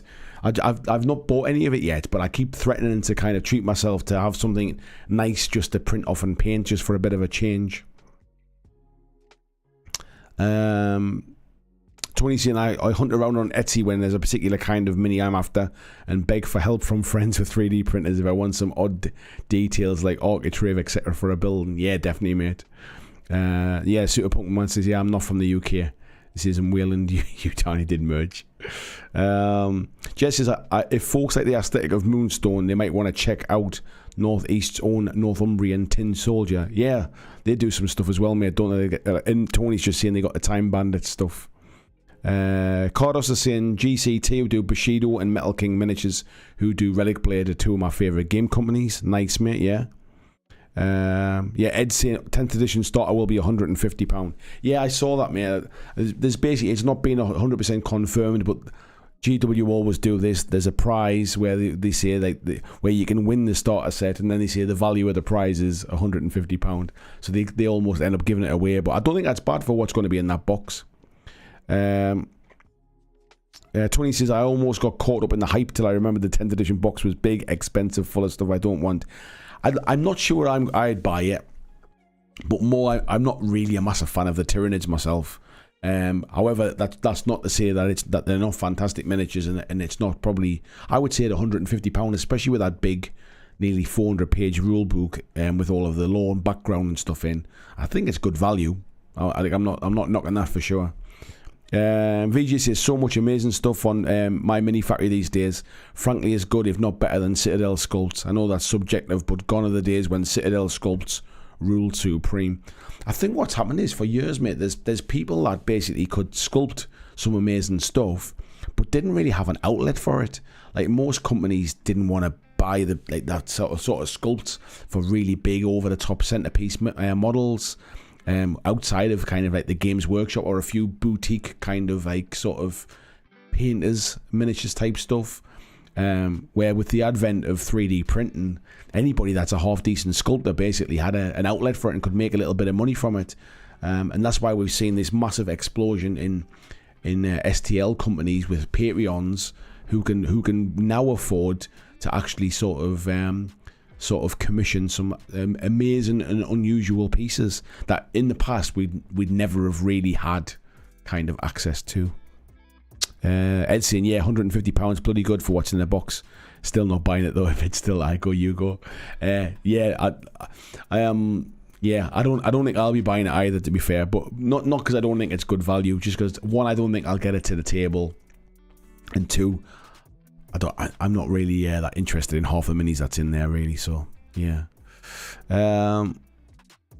yeah.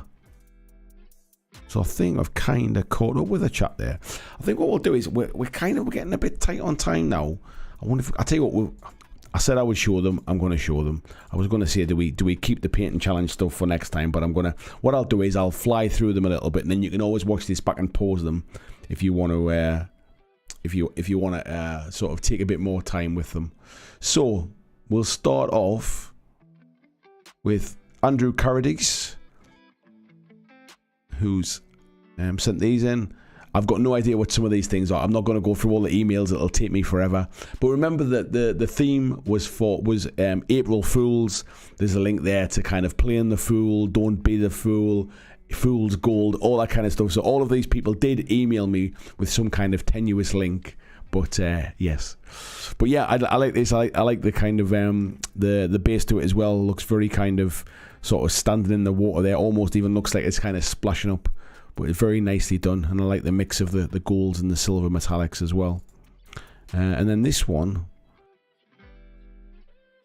I'm trying to think if these are War Machine miniatures. They might well could be actually.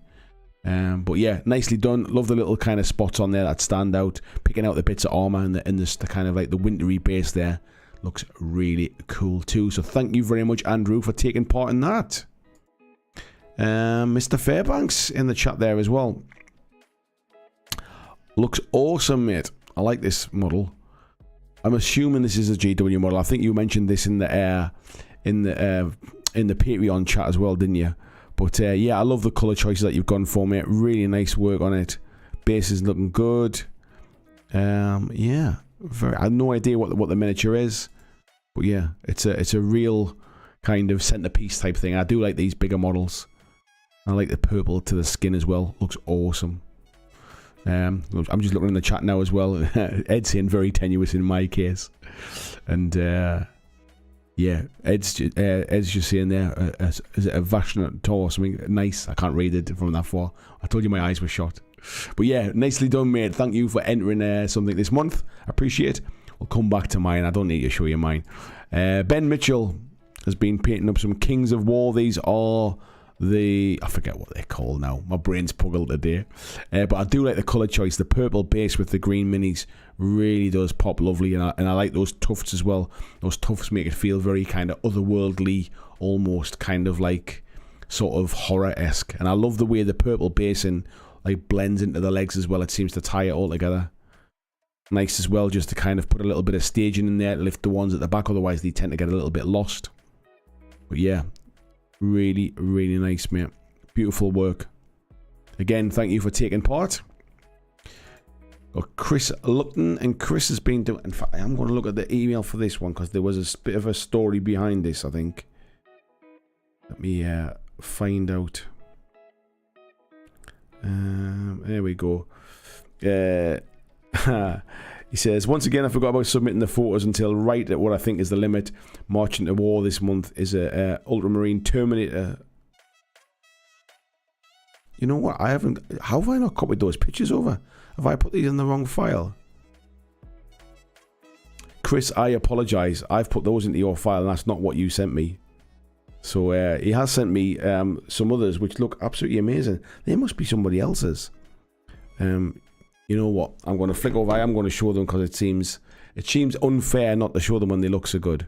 So let me just flick across to my emails, and I will open that one up, because it's not fair to not show just how good they look. And let's go across into my folders here. And Chris, look, there we go. No, I've definitely got that one. That one. Did he send me two? That's really weird. So the email I've got here... Oh, that's because that's March's one, that's why. Yeah, it is the egg thing. It says, "Here's my submission for April's painting challenge. There are 5 eggshell menhirs," I think it says. I must be pretty foolish to think that eggshells are an appropriate basis for scatter terrain and objective markers.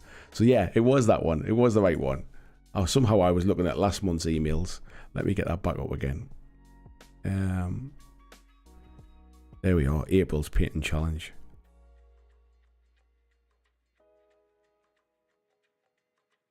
Yeah, he says, be a fool for thinking that free-handing Warcry warband sigils on them was a good idea. Would help if I showed you them, wouldn't it? There we go. So yeah, he's free-handed those the Warcry symbols on them as well. They do look pretty cool. So thank you very much, mate. He also gave me some suggestions as well for next month's challenge. Which I do like, actually. Clyde Dashing's up next with a very nice looking Wolverine there. Looking cool, mate. So I can try and find his email on my phone here. There it is. It says, "You spilled my coffee, bub." Yeah, you'd be a fool to go anywhere near him with those blades, wouldn't you? Sure, that's what the link is. But yeah, nicely done, mate. Really nice picking out that comic book colour scheme there as well. And I love the spilled cup of coffee on the floor there as well. Really does look good, buddy. Thank you very much. And we've got Ed with his tenuous link, he says. I've got to look at his email now. He said it was really tenuous. And see what he said. He was the first one in mind. He said, "Fools who have lost their souls to Father Dragon, or visionaries heralding a new golden age." Tenuous, mate, but I like it. I like it. These are obviously the... Are these... The... Oh... I thought they might have been... Oh, what's the game called? Carnivale stuff, but I'm not so sure now. I'm sure he'll tell us in the chat, mate. Thank you very much. Yeah, I'm sure somebody will tell us in the chat. Yeah, but yeah, these look awesome. Lovely colour scheme to them, mate. Love that colour. The blue and the red together really do pop. Love the kind of the yellow eye with the red bandana on there as well. Looks really cool. And nice work on the basin too, buddy. Yeah, everyone's saying they are Carnivore. Yeah, I thought they were. I just couldn't think of the name of the game there. Thank you very much. Yoakum has been doing a bit of Moonstone. Very topical. We've been talking about this tonight. Let's skip through some of these. And that one really, really cool. Yoakum always sends me loads of pictures. So I'll skip through to the ones that really show them off there. You can see the back as well. Lovely work on the armour there as well. And I love the... I don't think I noticed that before. The little hand on the back. Looks really, really good. I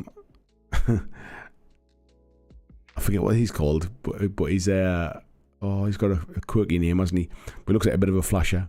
But I love how I know how small this model is as well, mate. So you've done a cracking work on this. But picking out all the little vials and test tubes and stuff in here, really, really nice work. And I love the little crystals on the bases. And I love it. This has got like a kind of like a leather and kind of sort of like hammered leather look to it. It It looks really, really cool. Beautiful work on that. I don't think we need to see the dog's bollocks, do we? Well, but we do anyway. Seeing the little pug. But yeah, beautiful work on them, mate. I really do like what you've done. I do need to get my Moonstone minis painted up. I definitely do. Awesome, mate. Thank you very much for submission of those. We've got Jonathan Dawson, and Jonathan has been doing some terrain. Let's have a little look here.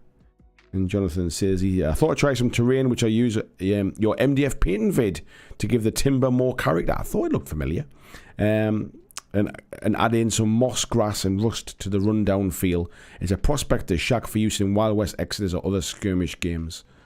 And then thank you for the very nice words, John. Thank you very much. These are awesome, mate. Look really good. I can see exactly what you've done there with the different coloured, what they call contrast paints and stuff. But it really does fit together nicely. Just gives it a bit of a weathered feel, doesn't it? And how like wood kind of ages slightly differently between the different planks and stuff. Nice work, mate. Love it.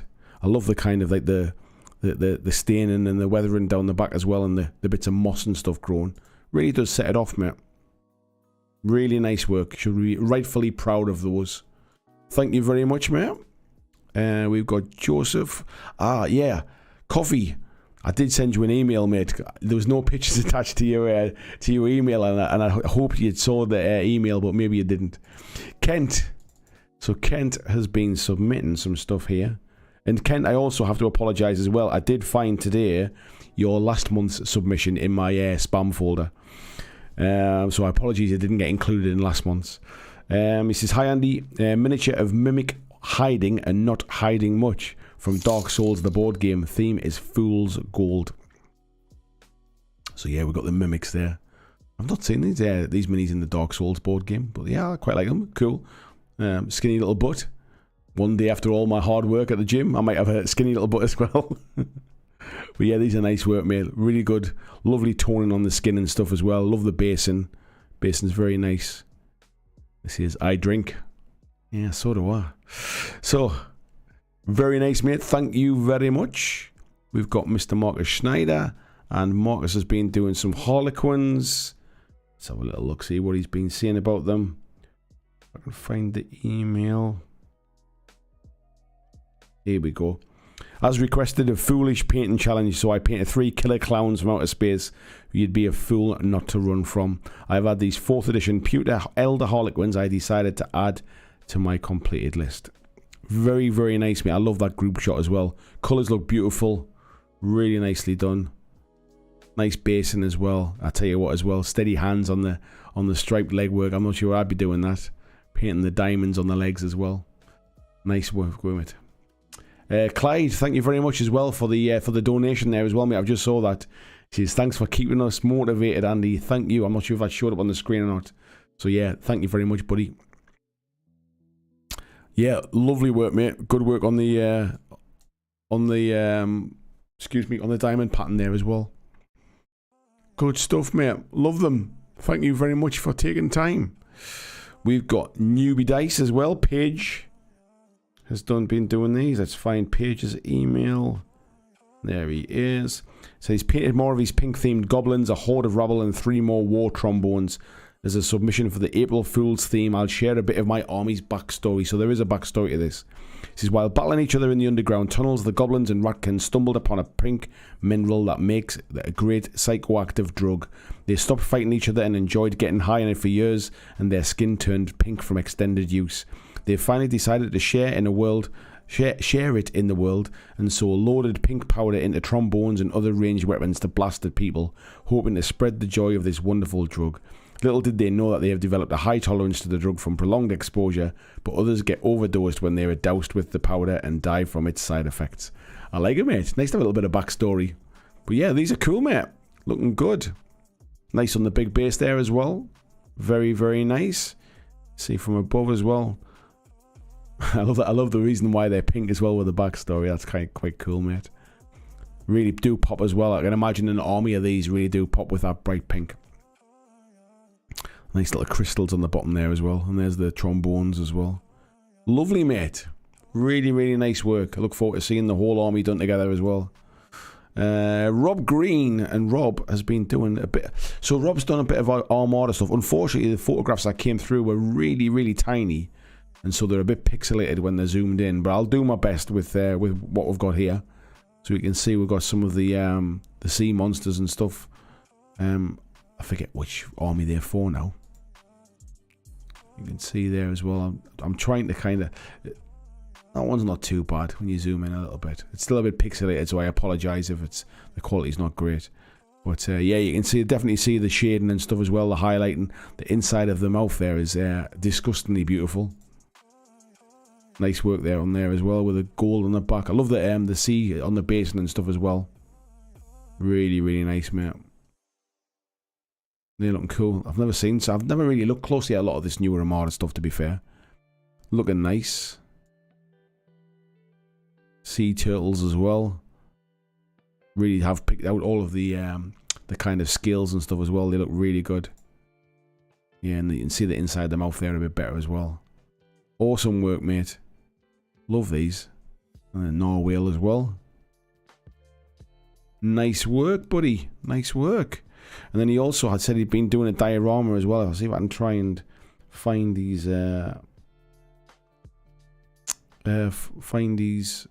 text here as well. Where was it? He said he tried sorting out a diorama but ran out of time and steam.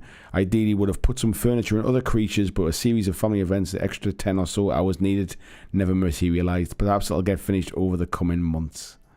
Nice, mate. And he also as well gave me a bit of a narrative to go with it as well, but it's quite long, so I won't read it all out in here, but I will kind of put it up somewhere so folks get to see it. But yeah, this is cool, mate. Some nice minis there. Looks like he's wearing pink Crocs. I like it. Some nice stuff, mate. If you can send me some larger photos, mate, because there's a lot of stuff. A lot of the details are getting lost there, and I don't want to kind of I don't want to do them down and not let people see them properly.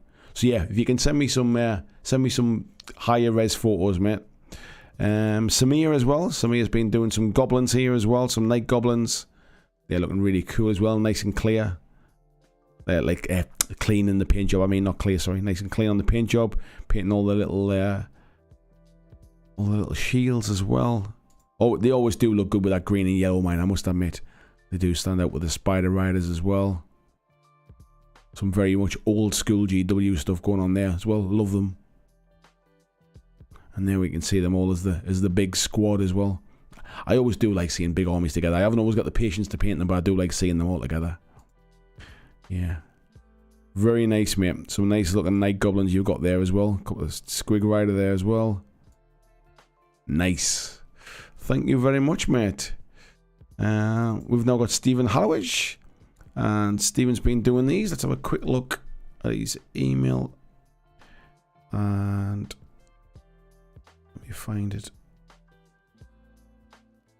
And it's here somewhere. There he is. He said, he attaches my entry. It kind of speaks for itself. Gremlin Spring Break Party from the PP Mini Crate line. There you go, mate. Looks like they're spending their gold, mate. That's what it looks like they're doing. But yeah, nice, mate. Love it. Very, very quirky. I've not really seen much of those PP Mini Crate stuff, but I do like this. And I love this little guy at the front with these sunglasses on as well. Really, really cool, mate. He's got his little inflatable ring on. And it looks like somebody's doing it. Has he been dumped upside down in a barrel of beer or something? Is it? Looks pretty cool. Nice, mate. Love it. Good work. And we've got T. And T's been doing some Blood Bowl stuff. Again, for some reason, these ones have come through really small, so I apologise for the pixelation of them and stuff. But let's have a little look. Find the email. Yeah, this is a little lady about my entries for this month's painting challenge. These two are my first minis for Blood Bowl. Sire Joe the Pigeon Smuggler and his faithful bodyguard Knock the Ogre. Hope it's not too late. It's never too late. Until it is, of course. But no, not late at all. But yeah, nice to see these as well. Love the base on them as well with the white line across it. And the colour choice is inspired. I do love the colour choice. Really, really nice. Right knock as well there across the back plate. Really cool. We'll get the zoom in one a little bit there as well. And this one is Joe the Pigeon Smuggler. Love it. The colours, the striping on the trousers is just really, really nice colours. Really nicely done. Well done, T. Thank you very much for the submission. And the last one on the list there, Mr. Tony Howell's always the last one on the list because it always organises them in alphabetical order. But he's not the last one to submit his stuff. I'll give him that. And Tony says, meet the latest in 30k Halfling Infantry Odo Hedge Trimmer, wearing high-tech battle armour fitted with tactical servo legs and armed with a Millicent Filibuster A15 Assault Gravy Rifle and N1000 Pasty Grenade. I like it, mate. I love the gravy just leaking out of the end there, mate. It's a lovely mix of stuff there. I love what you've done. Colour choice is really nice as well. I just love that gravy weeping out of there. Pasty hanging on the back. I remember seeing you painting the pasty, but I wasn't sure what it was for back then. That's really nice work, mate. I love that. Awesome with the bits of tufts there at the back as well. Lovely paint job, mate, as always. Yeah. So, Clyde saying I want 2,000 points of them, Tony Chop Chop. I don't disagree, mate. Awesome work, mate. Yes. And seems we've still got 5 minutes. I will show mine then as well. So this month, I've been painting some God tier. So this was mine for this month, and to link it back to the April Fool is you'd be a fool to go anywhere near Fenra because she will rip you to shreds. So yeah, I think I showed this on the stream a little while ago when I hadn't finished painting Fenra and I couldn't quite decide what these like rune marks in our kind of hind quarters, what colours to go with them. So I decided to go with kind of a flamey sort of orangey yellow, just to try and blend them in a little bit more. But yeah, so these are, I've played one game with them at home. I didn't use them in the tournament yesterday, but yeah, she plays very different. She's got a very unusual way of like moving quite slowly across the battlefield and then pouncing at the end and surrounding their enemies, which is quite cool. So another successful painting challenge completed, folks. Thank you everybody that took part in it. I really do appreciate you taking the time to do it. I know it's not always easy. May's challenge will start today. Let me have a look at the date, and it will run up to. It'll run up to over the weekend of the UK Games Expo, I would imagine, which will take us up to. Yeah, I'm gonna give you an extra week, I think, on this one. So the deadline for this one is Sunday, the 4th of June. Sunday the 4th of June, and we'll be showing them off on Monday the 5th of June. So, starts today. You've got till Sunday the 4th of June. And the theme for this month, obviously, it is May. So this month's theme is Maybe. So, something either begins with the letter B. So maybe you're doing a barbarian. Maybe you're doing, I don't know, some bruises for Blood Bowl or something like that. Maybe you're painting it predominantly with the colour blue. I want some tenuous link to B. Maybe you're painting bees. Maybe you're painting it yellow and black stripes so it looks like a bee. It's up to you. But the theme this month is May B. And so yeah. Just the letter B is good enough for me. If you can link it to the letter B, there you go. That should open it up to everybody's different paint jobs. It doesn't matter what you're doing. Cleo says maybe. Exactly. It could be a B. It could be the letter B. It could be maybe something you've been wanting to paint. Anything you want. Jess says, wasn't maybe in the Spice Girls. That was Mel B. But yeah, there was some awesome stuff this month from everybody's painting submissions. It's always nice to see what you come up with. There's always a real mix of different companies and miniatures, and this chat today might have been about kind of there's a whole world outside of Warhammer kind of thing when it comes to the hobby, but I would say we always have a whole world outside of Warhammer when it comes to this gang. It's lovely seeing the Warhammer stuff as well, but it's also lovely to see all of the different things that everybody else is painting. Type 40 TARDIS is saying he's got 3 ideas already. He says, be ready. Be ready is a good one, mate. I like it. Jonathan Dawson saying he got his thinking cap on. So, yes, it looks like folks are having a little bit of a think about it. So, I think at that point, we're coming up to 11 o'clock. Jonathan saying, thanks for helping me get through the backlog of minis. If only I could help you paint them, mate. It would speed it up even more. But, yeah, anything that gets you motivated, mate, is always a good thing. Anna, hello Anna. She's Red Rose Wargaming saying, going to paint a bold model. Bold's good for me. Bold begins with B, that'll do. And Tony's saying BG greases the word. I like it. Right, folks, perfect time to end the stream now then. I'm going to go and try and get some sleep before I get tortured in the morning, but I will report back and tell you how I'm feeling afterwards. So if you're in the Patreon, I will show you how tired I look by the end of it. But yeah, take care, folks, and I will see you all next Monday for the next live stream. Ed's saying beware of the dog. Beware of the dog. I'll take the mate B for that, mate, as well. But yeah, take care, folks, and I'll see you next week.